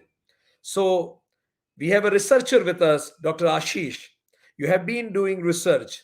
Dr. Ashish, how do you see spirituality and open mindedness? Do they coexist or they are against each other? Well, thank you. Thank you very much, Dr. Vikram. And this is really an honor and a pleasure to be here. Well, at the outset, I would like to say, you see, there was a dot-com revolution, and currently there is something called Industry 4 revolution. Everything is going smarter, intelligent, faster, technology driven. And my firm belief is, having proved with substantial amount of experiences as well as researchers, anything that will be technology driven will have a faster mileage, coverage, and acceptance. Meaning what? We all know when there is a high tide, the boats rise. And well, all boats rise. That's the beauty of it. No discrimination between small, big, and all. And now this boat is technology. And my point is, let's ride over it. If we go in the historical perspective of spirituality, it was not an open perspective or open area where anyone could have dwelled. It was more sacred and a silo region where only few had that particular essence and approach. But then, can we afford to keep this such a beautiful knowledge? Such a beautiful, I tell you, you just surrender yourself to spirituality. What you get out is a gold. And I'm telling this with experience. So, the point I'm trying to say here is anything which is flexible and fast, at the same time, reliable and quality is maintained, and still at the lower cost, definitely has got a higher possibility of sustenance, meaning sustainability. And there I submit myself in saying that technology driven spiritual solutions is going to be the new mantra for this coming world where there is no irreversible changes happening. Thank Thank you, you. Dr. Ashish. Researches into machine, and we have Maheshwaranandaji who researches into man. So it reminds me of Yogananda Paramahansa. His father was in Indian Railways, so he used to say that my father minds the train, and my duty is to train the mind. So this is what is the difference. So let me ask Maheshwaranandaji. Maheshwaranandaji, Dr. Ashish said that anything which is technological driven. So, what is scientific aspect of spirituality that brings open mindedness?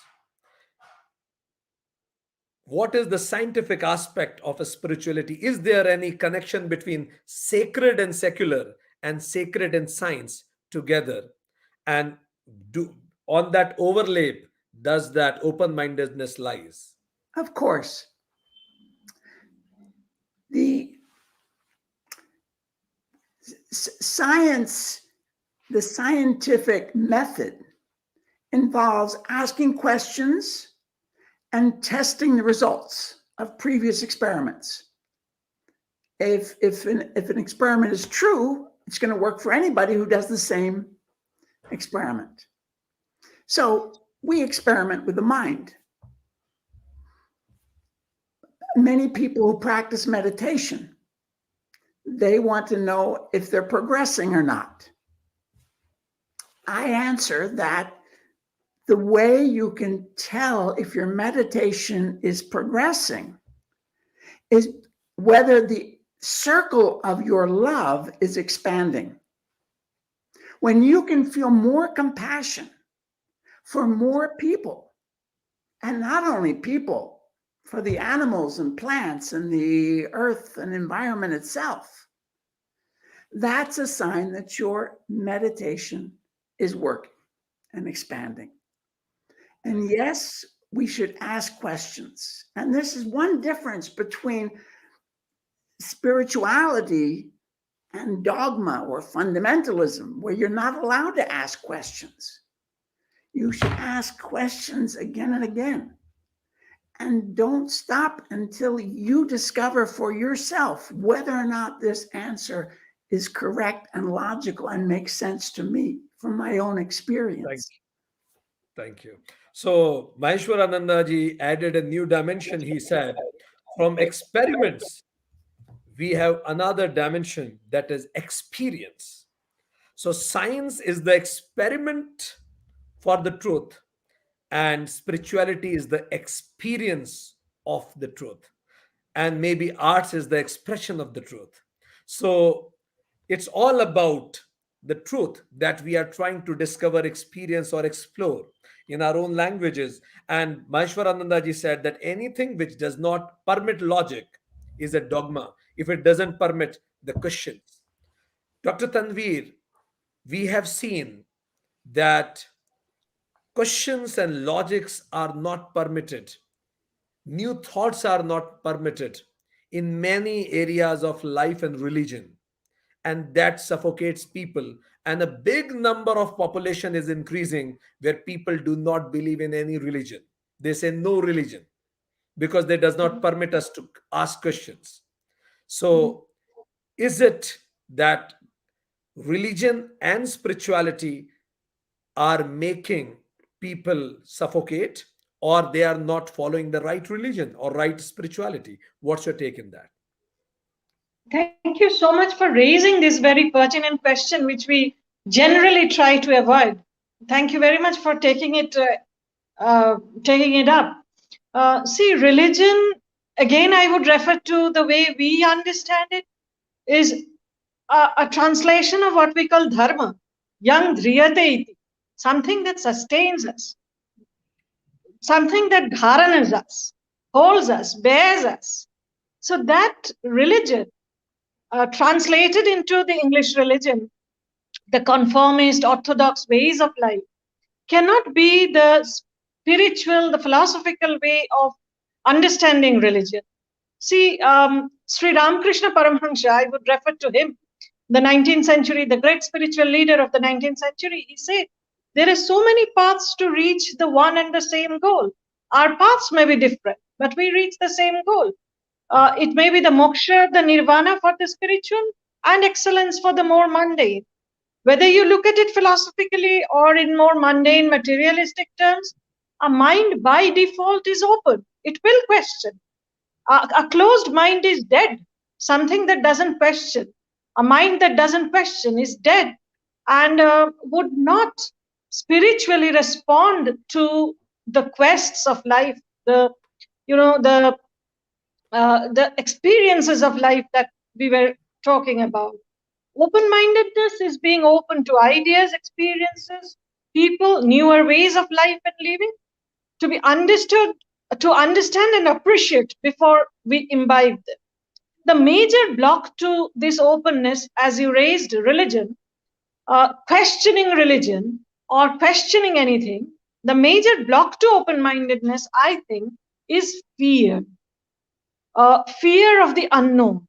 We perceive of some things, some ideas as the self again, not in the individual sense, I and the we that I was referring to. This self may be an individual self or a collective self, as perceived vis-a-vis the other, which we do not know. Like a child is afraid of darkness. Therefore, we fail to question certain things. See, questioning is a secondary thing. When we question only when we get to engage. We are not allowed the right to engage at certain points of religion. Spirituality would never do that. Spirituality is the path of questioning, and spirituality gives you that calmness, that confidence that helps you to overcome this fear of not being able to question, of not being able to engage, of not being able to interrogate, I may say, and lets you connect the bridge between the known comfortable domain of the self and the hitherto unexplored domain of the other.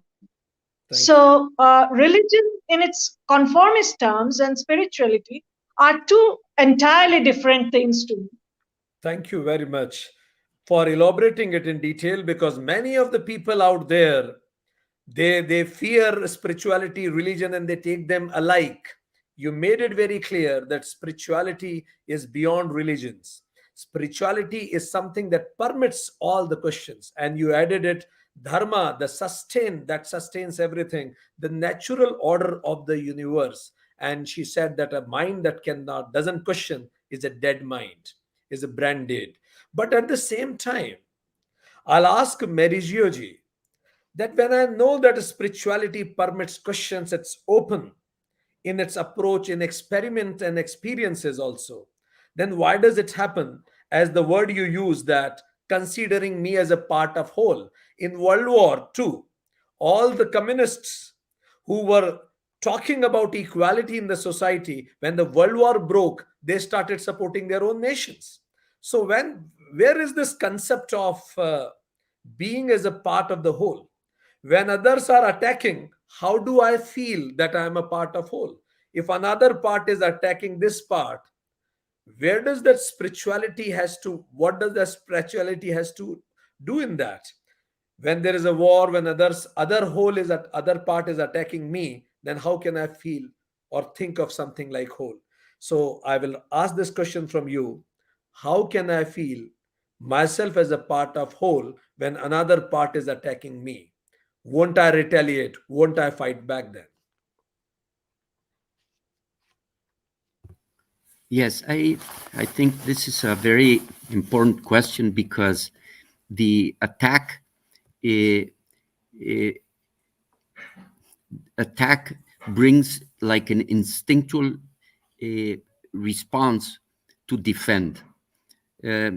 As defense is the same as attack, because defense is feeling vulnerable. Vulnerability is the antithesis of openness, because when you feel vulnerable, that means lack of self knowledge, self empowerment. When you feel vulnerable, you feel that you have to defend something. And when we realize that truth is unity, and harming others is really harming ourselves. This is something that might come as a mental exercise, but when you realize that it is true that when you harm others, you harm yourself, you will not try to attack. And it's the same as when a child kicks you. What are you going to do to that child? Are you going to kick them?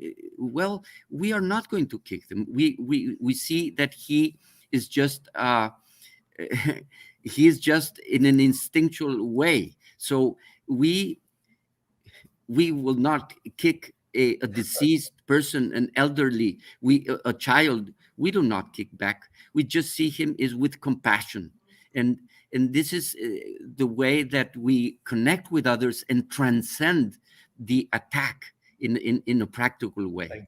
Thank you very much. Beautifully said, Dr. Marizio, that an eye for an eye will make whole the world blind. And it reminds me of Martin Luther King, who was always supported by President Johnson. But when President Johnson attacked on Vietnam, Maheshwarananda ji will agree with me, when President Johnson attacked on Vietnam, Martin Luther King stood against him. Though he was always supported by the president, but he stood against him, and the president could not run for the next time in election even. So probably Dr. Marigio said that follow dharma, what Dr. Nasreen said, that whatever is righteous dharma in that case, if you need to defend and that is dharmic, go for it, and still you remain open-minded and you will be at dharma. But when a child kicks you, know the intentions and be compassionate. So there the dharma is different. Thank you very much to make it more contextual. I'll come to Dr. Ashish about it. Dr. Ashish, the problems of the world is very technical. People want to be open minded. Everybody wants to be open minded. But such challenges from the surroundings makes them feel closed. I want to love everybody, but when I don't get love in return, my heart chakra gets closed. Now I'm not that open minded to everybody. How your technology and research can help us to deal with this problem? Well, that's a brilliant question that we are discussing right now. And I would say that's sensitive too. A small deviation here and there can lead to, I don't know. But then the way that we have in together we have addressed this, it's remarkable. We have not heard, but at the same time we are trying to dig in the matter. You see, this world has created by one creator. Okay, and I'm sure in the beginning there were no divisions. It's we, and that too with the selfish motives. Now if this becomes the base of a theory, then I have a point. Let's study the enablers and the inhibitors that is actually are impacting spirituality's progression. Why not we assess them? And after we assess them, I can tell you, we will really have a beautiful model. While doing this, and my humble submission to everyone out there, why not remove all those dragging components like connecting it with religion? I totally disagree that there should be any relevance and any connection to the spirituality, such a beautiful knowledge of spirituality by religion. Whereas we all know that the whole world is critically divided by this religion. Then why to bring it in the context at all? Why not free it? And after saying that, my another submission is, as I said, technology driven things are really going to move better and faster.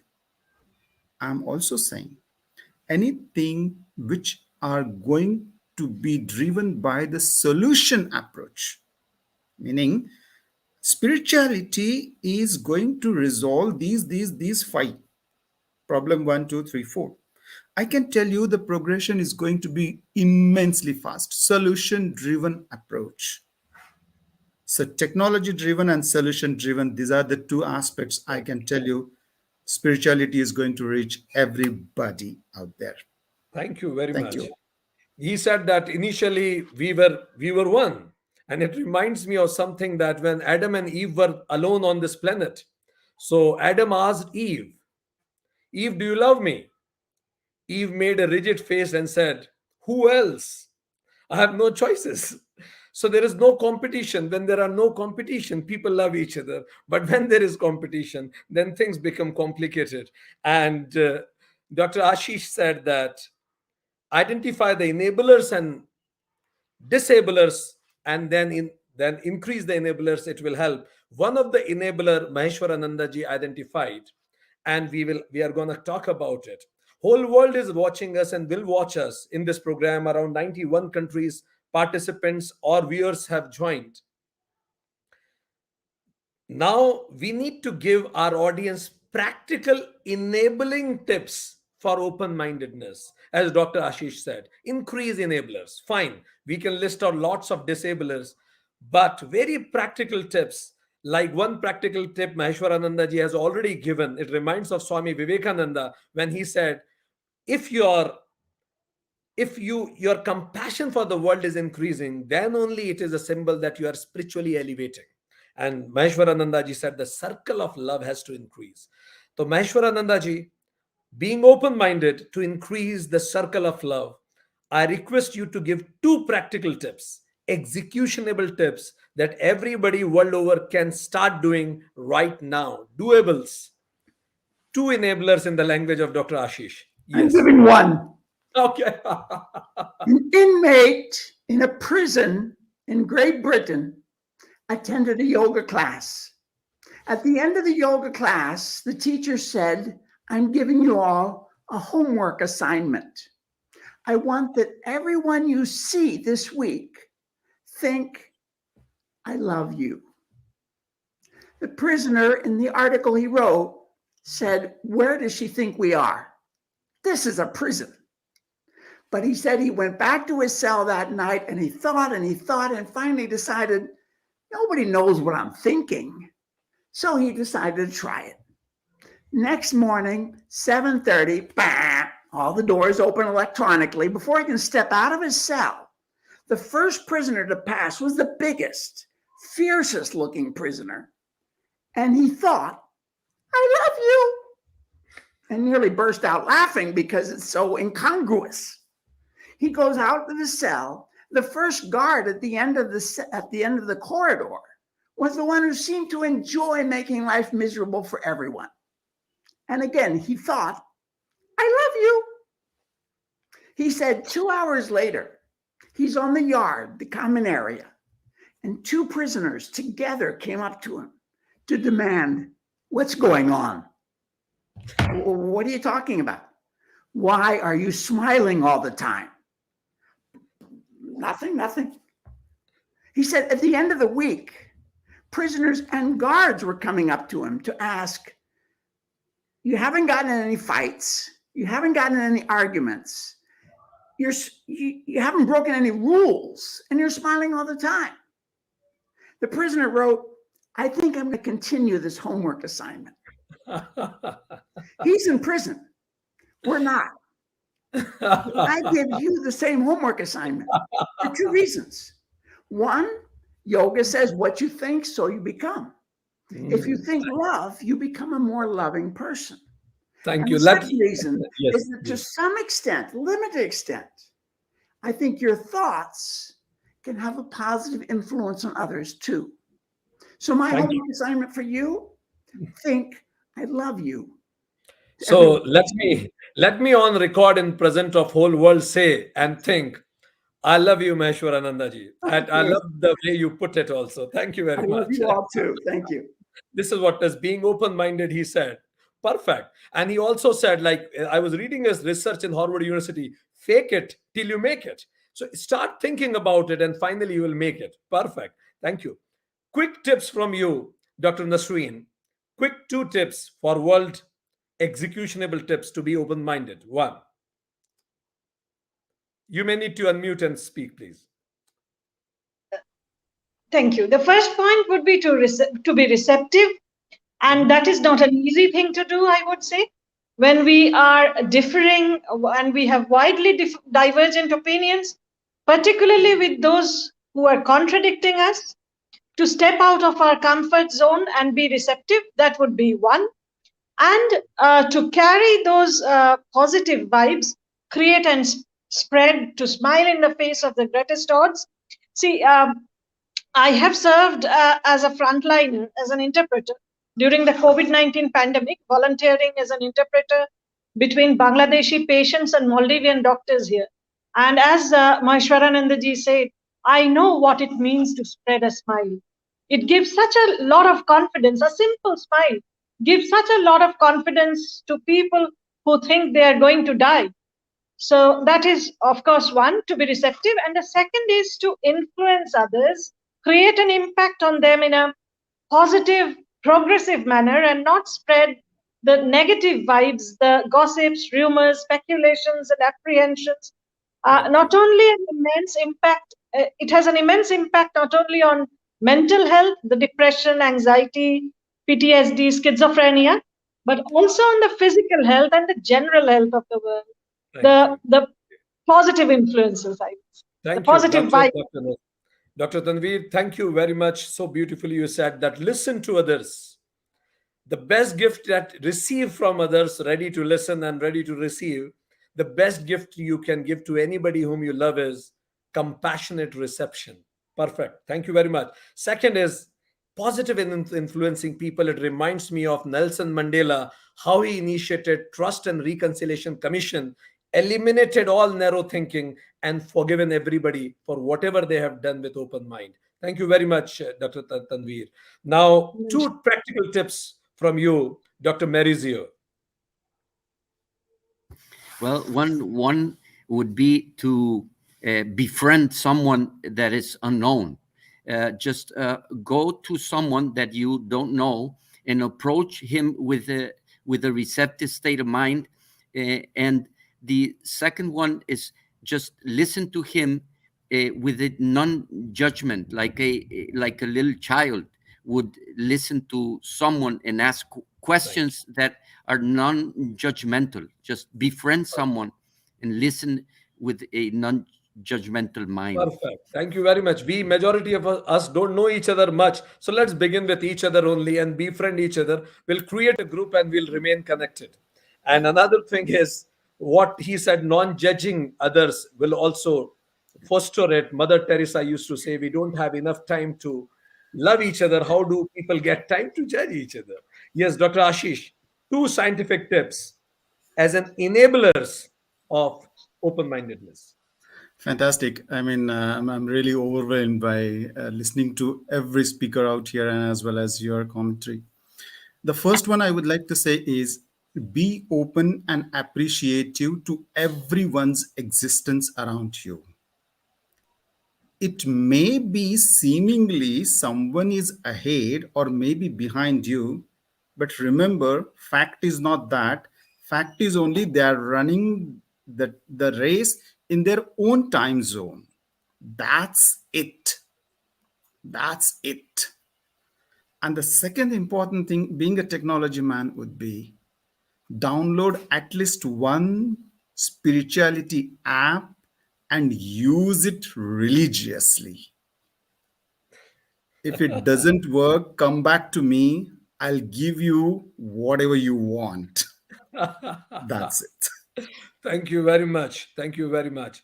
So appreciate all, and that's why kids run to the nature, because nature never asks how much marks did you get in maths and how is your science. Nature embraces everybody and appreciates everybody. That's why people love nature, because it's open-minded. And download an app.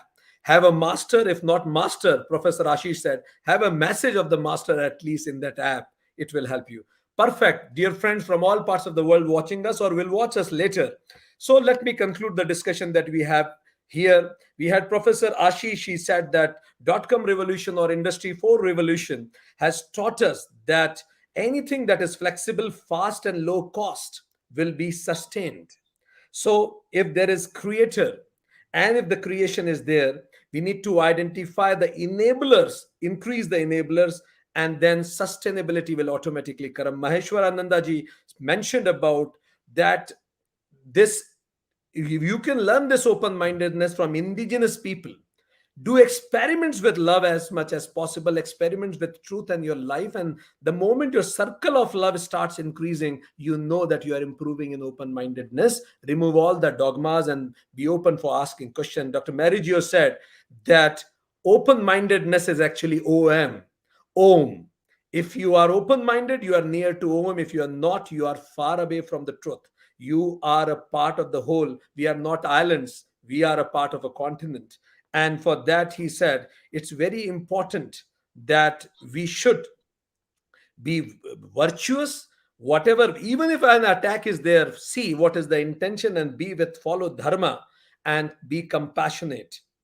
And then Dr. Nasreen mentioned it, that she said that let the noble thought flow from all parts of the world, all parts, and be open-minded in our thoughts. Dharma is what sustains everything and the natural order of the universe. And natural order of the universe is all embracing. And she said that any concept which does not permit questions should not be applauded. A non-questioning mind is a dead mind. And as a solution, all of our guests gave some phenomenal tips to be open-minded in life. Dr. Nasreen mentioned, be receptive and ready to listen to others. Have a smiling face and influence others positively. If you don't have anything positive to speak, it means keep quiet then. Dr. Marigio said, be friend to unknown people. Be open to that. Be non-judgmental for everybody. Maheshwarananda ji said, he said one thing, that always feel I love you. There are no others. When Raman Maharshi was asked, Maharshi, how should I behave with others? Maharshi said, there are no others. He said, think of for everybody that I love you and be a positive influencer in everybody's life. And Dr. Ashish said, appreciate people. It encourages them. And when you appreciate different thoughts, also, it makes you open minded. Download an app and upload open mindedness in life. Thank you very much, respected guest, to be here. I'm sure that world over guests must be benefited by this discussion. Thank you very much. Namaste.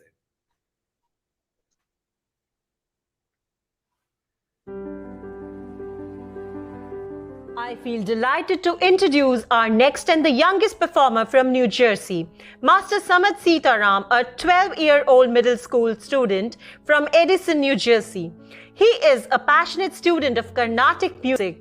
He has been trained in Eastern violin from Shri Shankaran Menon and Western violin from Mr. Stephen Clark for 3 years. He is also under the tutelage of Shri Vinesh Ishwar for Carnatic vocal music. So, ladies and gentlemen, please put your hands together to welcome Samad Sitaram. Madhava Mamava Deva Krishna. Om Shri Gurubhyo Namaha. My name is Samad Sitaram. Today I will be presenting Madhava Mamava in Ragam Neelambari set to Aditalam. Neelambari is a meditative ragam. Thank you.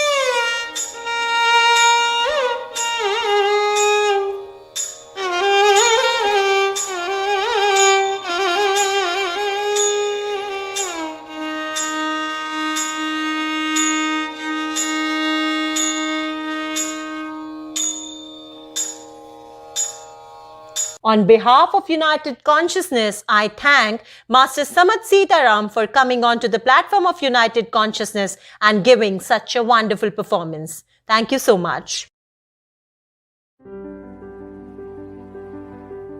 Bolash, born Paul Hughes Ramos on February 10, 1977 in Tegucigalpa, Honduras, is a Honduran musician and soccer player. He has released 4 albums in the country and represented Honduras in the 2014 Viña del Mar International Song Festival. Bolash cares about being authentic with melodies that reflect the daily life of Honduras. He loves to write about love, peace, war, football, corruption, women, and he tries to highlight the Honduran culture in his songs. He played soccer for Deportes Savio in the Liga Nacional de Ascenso de Honduras and wrote a song dedicated to the team. He also wrote a song for the Honduras national soccer team for the 2014 World Cup. He was briefly banned in the country following the 2009 Honduran coup d'etat for performing with Manuel Zelaya, who was later overthrown. In his personal life, Bolash's father is British and his mother is Honduran. Bolash is a Spanish pronunciation of his name, Paul H. In 2012, he was deported from the United States because he tried to work with a tourist visa. Hello everyone, I welcome you on United Consciousness International Yoga Day, organized by United Consciousness Global. My name is Paul Hughes Ramos, also known as Polache. I'm a Honduran songwriter. It's an honor for me to present you my song, Mira a Honduras, which means look at Honduras. My song is a message for the Honduran people and for the world, so they can look at Honduras for the great things we have. Even all the political and social problems that we have, we also have great, hard-working, talented, and honest people. And I want the whole world to know that. Thank you very much, United Consciousness Global, for giving me this opportunity to tell the world how great is my country, Honduras. Polache.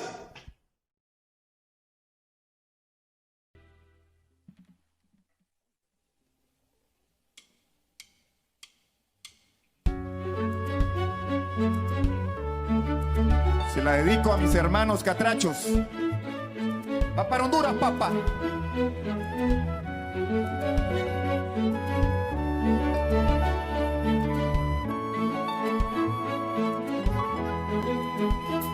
Que no te tapen los ojos, ojo con la corrupción y la incomprensión, la indiferencia y la delincuencia, que con frecuencia uno se encuentra en esa nación.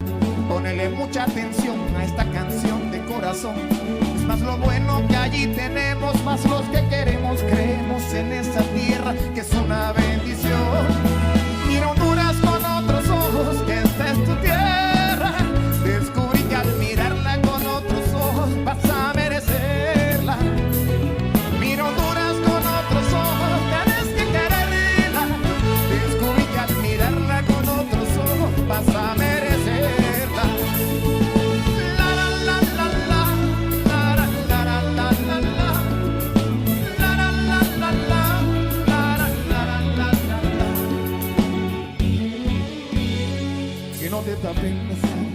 La deforestación y contaminación, la pobreza, injusticia, violencia, que con frecuencia uno se encuentra en esa nación. Ponele mucha atención a esta canción de corazón, es más la riqueza, grandeza y nobleza, es la belleza que hay en esa tierra, que es una bendición. Mira Honduras con otros ojos, que esa es su tierra, descubrí que al mirarla con otros ojos vas a merecerla. Mira Honduras con otros ojos, tienes que quererla, descubrí que al mirarla con otros ojos vas a merecerla. Mira Honduras con otros ojos, esa es tu tierra, descubrí que al mirarla con otros ojos vas a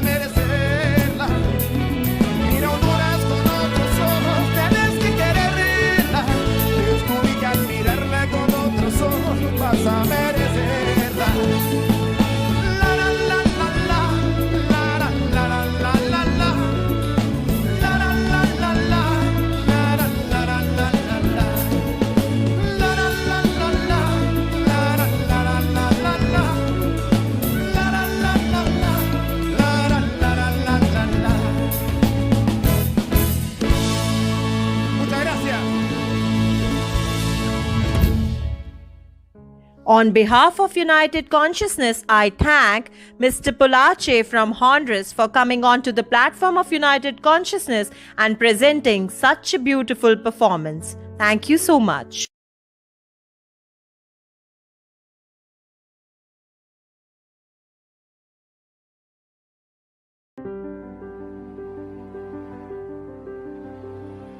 I feel pleasure in introducing our next guest, Brahmacharani Kritika Chaitanya.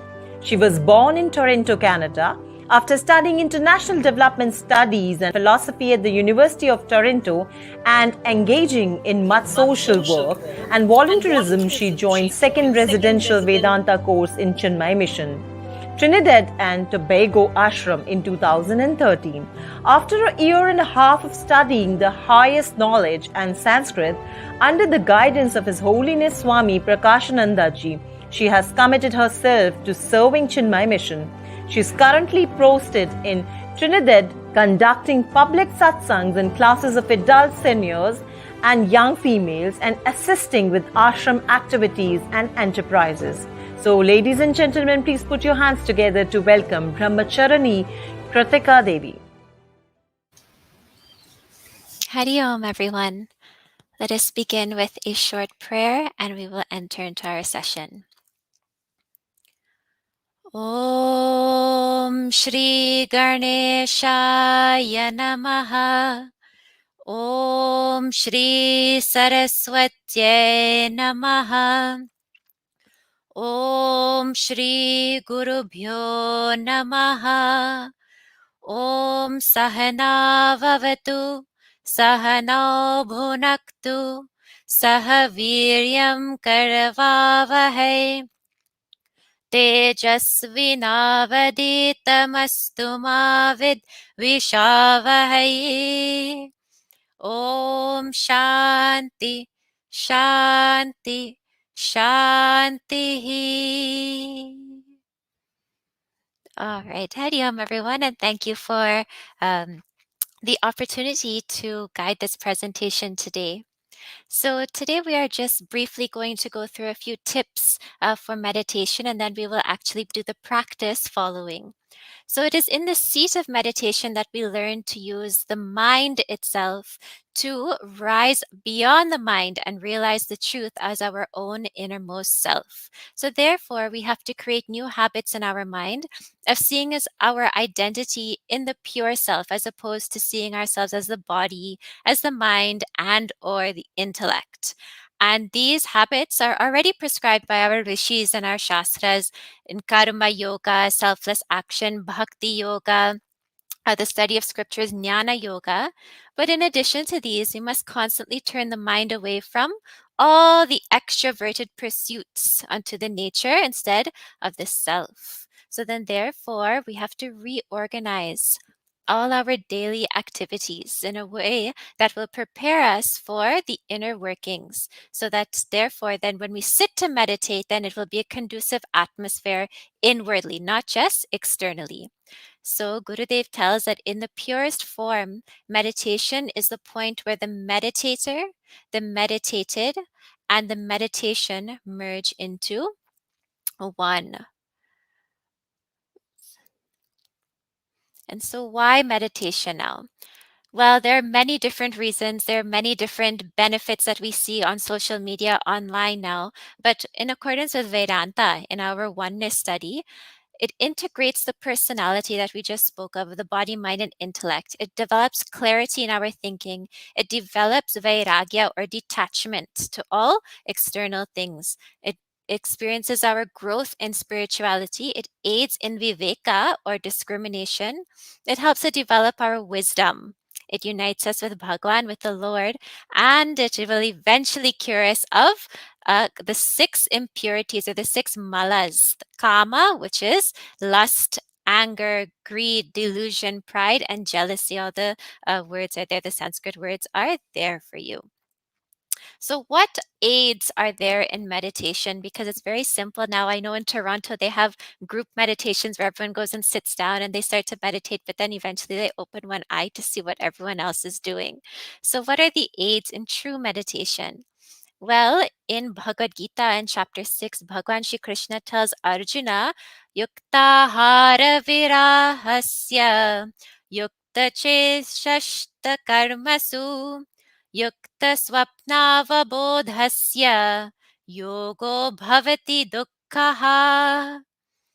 And so he tells, in moderation, there are different sadhanas that we have to practice. So things such as japa, eating, right, pranayama and all. So he tells in moderation, we should be eating.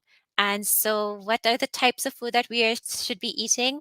Fresh sattvic food that are prepped, cooked, and consumed within 3 hours and only when we are hungry, not when we are bored or need something to do. In recreation also, we should have moderation, and every single activity that we do, every entertainment that we engage in is a type of food that is feeding my senses. In sleeping also, I should be moderate, no more than 8 hours. And my action should be performed in moderation, and simply that is according to dharma, what my duty is. I should also uh, control my sense organs and my thoughts. So, mindfulness, anger, maintaining samatvam or equanimity, no gossiping, things like that. Discipline also in all aspects of my life. These will all help in when meditation, when I sit to meditate. Being alone also. I think in the last presentation there was a paraphrase of what Gurudev used to tell: if you can't keep your own company, then don't inflict it upon me. So if we can't sit by ourselves with our own thoughts and emotions and all, then we shouldn't inflict on anyone else. So we should practice being alone. And I think during COVID times, we've had a lot of practice, whether or not we wanted to. And we should also practice meditation regularly and sincerely. And once these life practices are made into habits, then that sadhak sits for meditation simultaneously. And at a certain point, also, we notice these differences, these changes in our own mind and personality. And so the process that was given by Bhagwan Shri Krishna. Shucho deshe pratishtapya stiramasanamatmanaha natyuchritam natyनीचम Jailajinakushottaram. And so, what aids in meditation? The process is there. So first, we should have a clean area. That area shouldn't have any bugs and dirt and all of that, because external conditions have an effect on the mind. We should choose a quiet time, but really and truly, that tranquility exists in ourselves only. The seat should be comfortable, not too high, not too low. It should be sturdy. It should be thin. It should be something comfortable. That kusha grass and that deer skin also is made for the body's comfort during meditation, not for us to fall asleep, because there's a thin line between sattva and tamas, but something that is comfortable. And if we can't sit on the ground, then on a chair.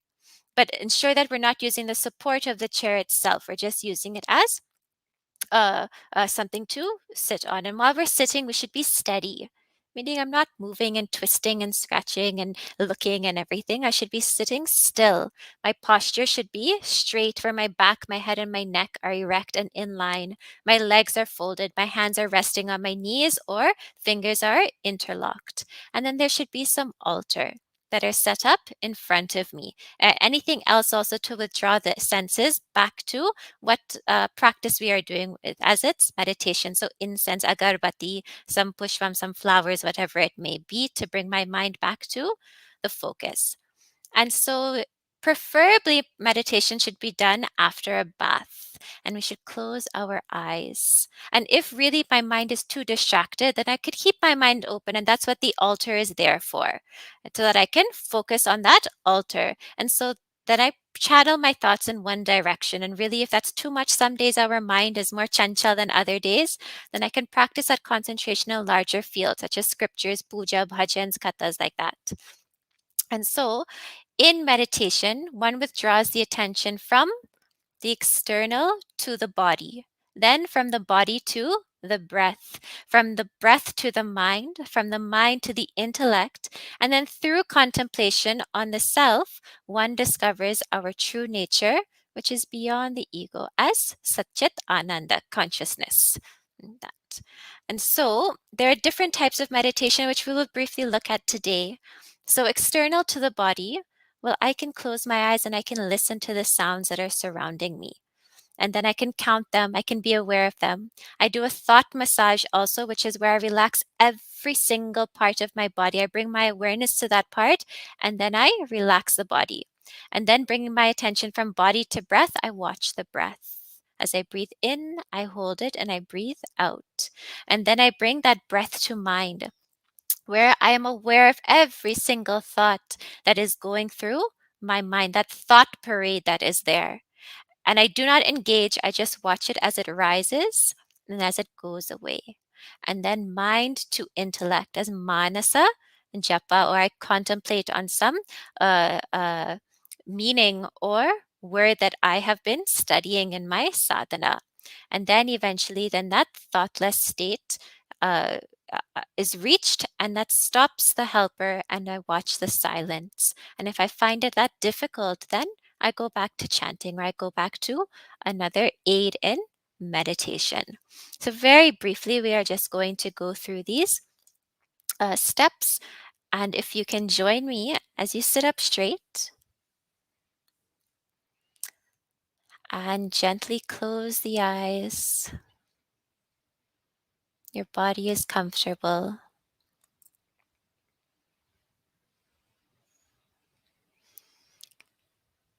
And listen to the sounds around you. Whether it's birds that are chirping, wind blowing, rain falling, cars passing. And I become aware of these sounds. And if I can, then I can count them. Then I bring my attention to my toes and I relax my toes. I bring the attention to my ankles and my calves and my thighs, and I relax them. To my waist, to my spine, my back, and I relax them. I relax my shoulders, my arms, my fingers. I relax the muscles in my neck, my face, my eyebrows, my head.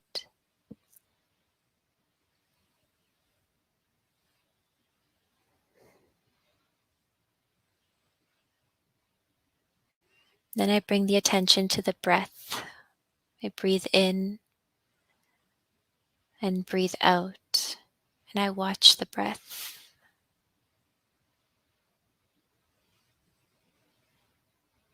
And as I watch the breath, then some thoughts may arise in my mind. I let them rise. I let them dissipate without engaging.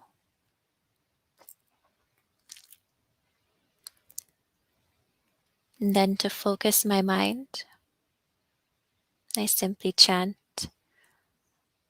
Om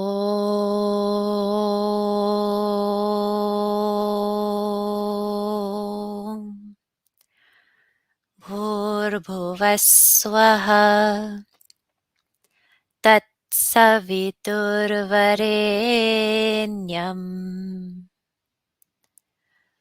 Bhargo Devasya Dhimahi Dhiyo Yo Na Prachodayata.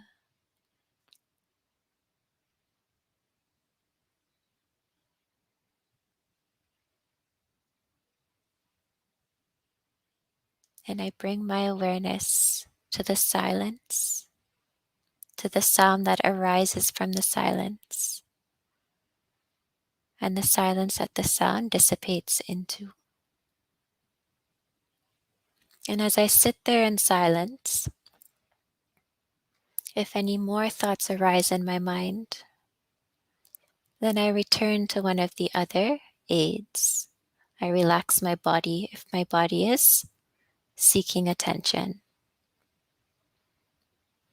The sounds around me I integrate as a sadhana if it is noisy at that time. Breath is most connected to mind. So to calm the mind down, I take more deep breaths. And then finally, after practicing any of these meditations, 20 minutes, half an hour, 10 minutes, then I very gently open my eyes. And I take a deep breath. And I exhale.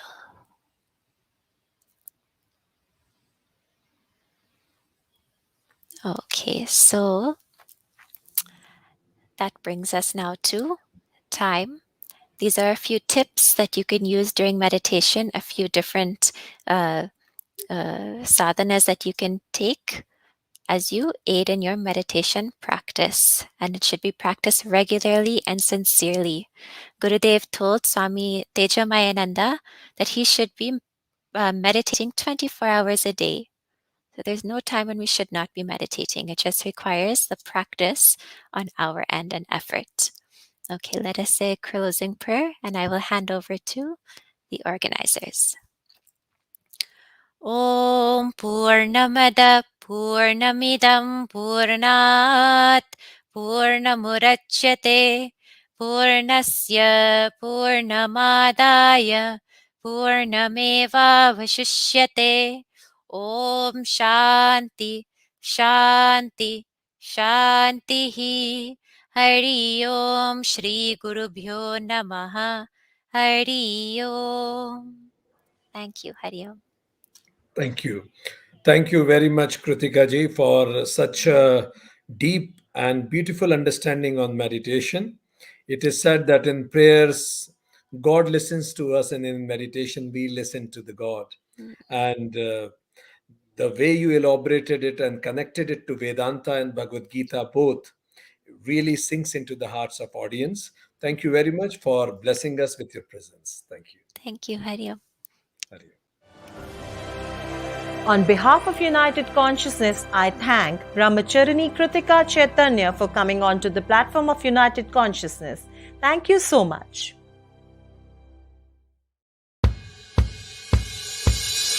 I feel delighted to welcome and introduce our next performer, Mr. Fadanagbo Michael Coffey from West Africa. He is a law graduate and specializes in the study of traditional Benin societies. In Italy, he specializes in the immigration sector at the University of Bergamo. From 1989 to 1991, he worked as a trainer for rural communities in the organization of COE at Surfep in Cameroon. He founded several movements and cultural associations like in Benin, the Peasant of the City, the Artistic and Cultural Group of Progressive Students in Cameroon, in Douala, the Cultural and Artistic Group of the International Chameleons of Cameroon, in Italy, the Campagna Africana Association and the Milsoles Intercultural Cooperative, and the founder of Setamondo Association of International Communities in Milan. He has directed several conferences and workshops on oral literature and traditional African societies in various European cities like Barcelona, Amsterdam, and in many Italian cities.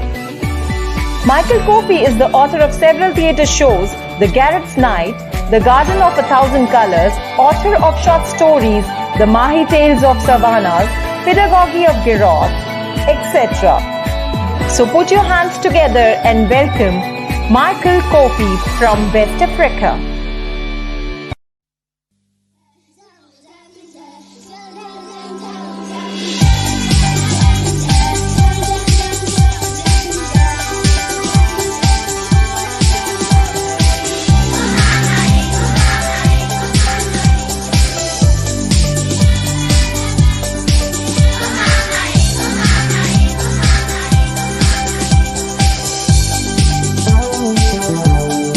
Les enfants du monde, les enfants du monde, ces deux chansons pour vous, comme Billy demande, bon Billy demande, tout au volant de vous.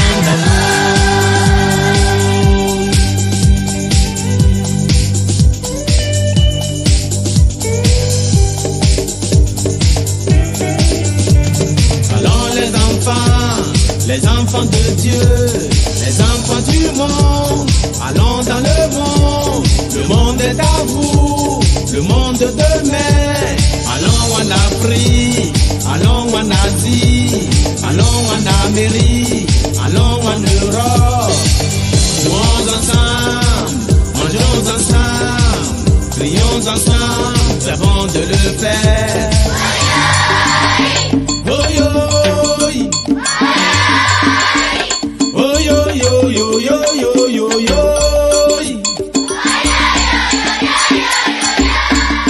Oh mama, oh mama, oh mama, les enfants du monde, les enfants du monde, je fais chanson pour vous.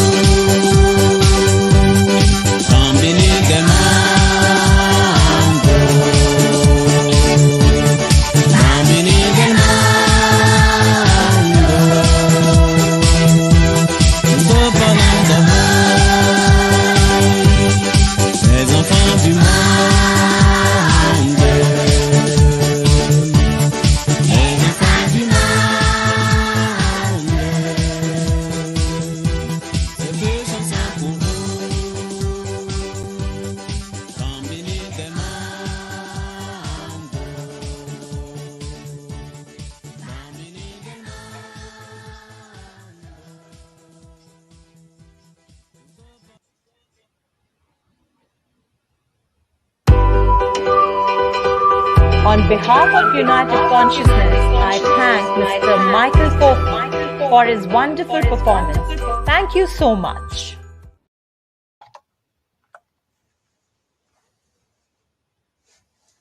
Hello everyone. My name is Venkat Sriramalu. I'm part of the Project Self Incorporation, USA. I would like to take the next few minutes to thank the participants, the contributors, and the team that was behind the scene to make this wonderful event a reality. So I'll start with how we started the program. A great musical contribution from Play for Change Music. We thank the team for their contribution. Then followed by Dr. Vibhuti Jha on the journey of spirituality and organizational efficiency. If I remember a few notes about Dr. guidance, there were three things that he had asked us to think about. What is the purpose of your life?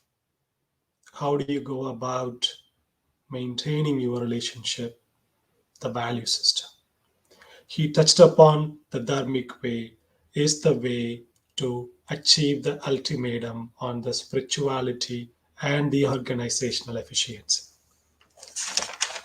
Next, we heard from Dr. Valdemar Prado. If I were to highlight the key points that is still registered in my mind, there were two things that he highlighted: energy and consciousness. He also gave us the insider's view into how you can maximize that energy stream in you for you to be fulfill your life's mandates, which was the selfishness need to be contained. And he also talked about the yogic way of living, which will allow your energy to be in the highest form, which will allow you to be performing the maximum possible potential of yourself. Then came a live yoga. It felt very basic and simple, yet quite impactful.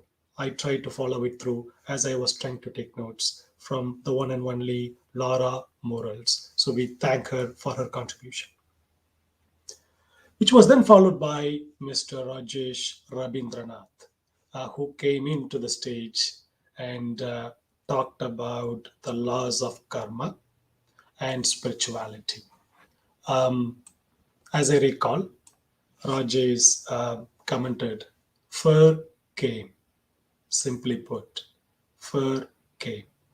You play fairly, you will be receiving the fairness back. That's how I read it. I think he was kind enough to give us how do you get there, the path to get there. He highlighted there are two critical aspects that we need to keep in mind. First one, recognizing the fact of the karma, the self-awareness. Secondly, recognizing the intelligence order, the Ishvara, surrender to it.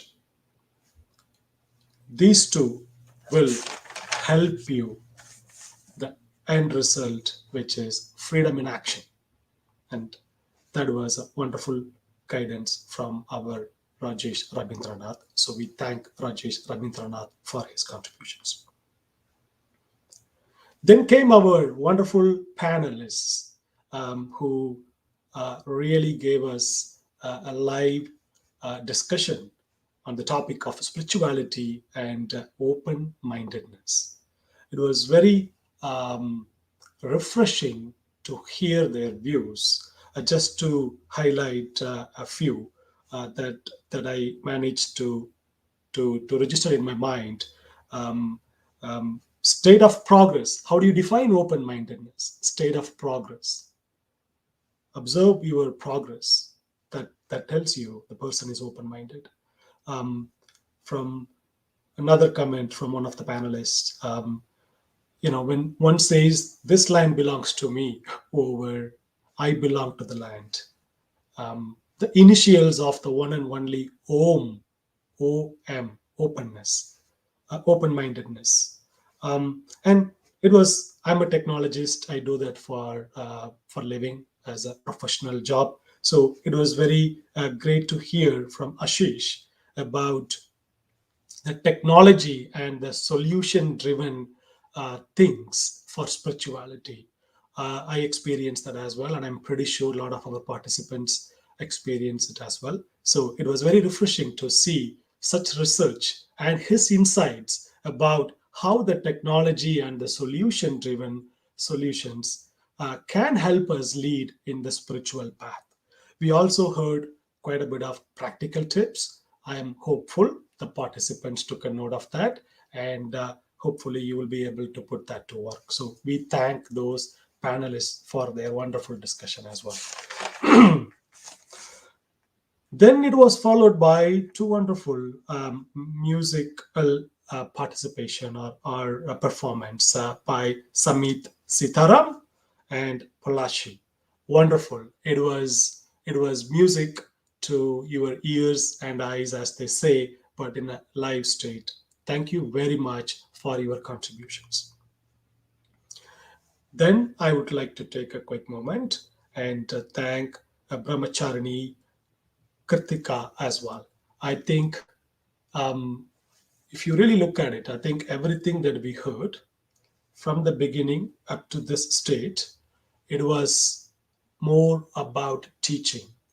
Then when Kritika came, she actually gave us how you will be able to use those knowledge and teachings in real world, which is practicing. Yeah, you have to put that knowledge to work. She gave us the specific tips about how you're supposed to set up your environment before you start meditating. She also gave us a live guided meditation, and that was just perfect in a way that I guess this program was organized. We gained the knowledge through those teachings, and then we were given this practical tips how to put that knowledge by performing the yoga. So thank you, Kritika, for your contributions. And lastly, Michael Kofi's musical contribution. It was wonderful recording, and we really appreciate your efforts and your team's efforts for this wonderful program. And lastly, the team that was behind the United Consciousness Conclave. They are not visible in this video, but it's them. They are the bloods. They are the DNAs of this program who make this program possible. So I would like to take a moment and thank the team as well.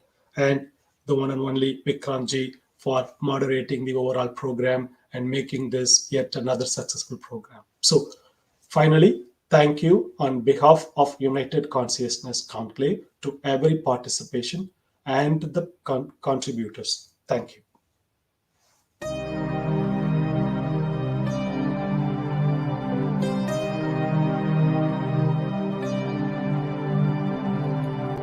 सर्वे भवन्तु सुखिनः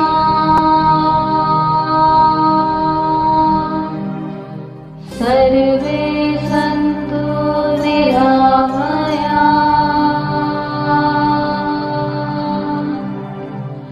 सर्वे भद्राणि पश्यन्तु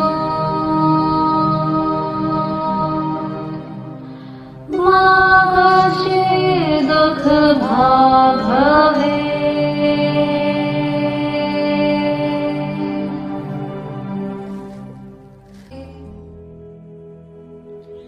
This shloka means, may everyone be happy, may everyone be free from all diseases, may everyone see goodness and auspiciousness in everything, may none be unhappy or distressed. Om Shantihi, Shantihi, Shantihi. I am highly privileged to have this opportunity to present my gratitude to all those who have witnessed and blessed this event directly or indirectly. I believe that this is not the end, but the beginning of our journeys. The journeys towards the noble cause of removing the 14 divides rooted in human race and promoting harmonious and peaceful coexistence. Firstly, I thank the God for blessing us all in this conclave to take our first step towards the noble mission. I thank European Yoga Federation, Swami Suryananda Saraswati Ji, Ms. Amy Blesio, Ms. Emilia, Sarah, Danielia, Christine, and also thank the Spiritual Council in Africa. I am very much thankful to our speakers, Dr. Vibhuti Jha, Dr. Valdemar Prado, Mr. Rajesh Rabindranath. I owe my thanks to our yoga expert, Ms. Laura Morales, and meditation expert, Brahmacharini Kratika Ji. I thank to all the panelists, Dr. Mariko Padeha, Dr. Ashish Garekar, Dadaji Maheshwara Nanda. I would like to thank our cultural performers, Michael Kofi Ji, Pulache, Master Samit Sitaram. I owe my heartfelt thanks to Team Project Self USA, Shri Rajesh Rabindranath, Ms. Pavitra Srinivasan, Ms. Madhurika Arvind, Ms. Rashmi Kashi, Dr. Prasad Akavu, Dr. Vijay Reddy, Ms. Gina Suresh, Mr. Karthik Palamalai, Mr. K.L. Alexander, Mr. Venkat Sriram Lalu, Ms. Deepthi Nair, Ms. Avneet Bad, Mr. Suresh, Mr. Devaraju, Ms. Deepa Arun. I thank Team Project Self Bharat, Dr. Vikrant Singh Tomar, Dr. Shweta Tomar, Aditi Meghna Mausan Prachi, Mr. J.S. Juneja, Dr. Paramji Juneja, Rishi Vishalji Arnav, Aditya Ashwin, Rati Dharmendra Ji, Uday, Pooja Ji, Bharti Ji, Dipti Ji, Amrish Ji, Mrinalini Ji, Khushbu Ji, Jimmy Ji, Mr. Sanjay Rajput, Ms. Simran Reel. I also thank two new members of Project Self India, Ms. Maria Lightwala and Ms. Simran Raghavani. I am very much thankful to our wonderful audience and all the visible and invisible sources blessing us.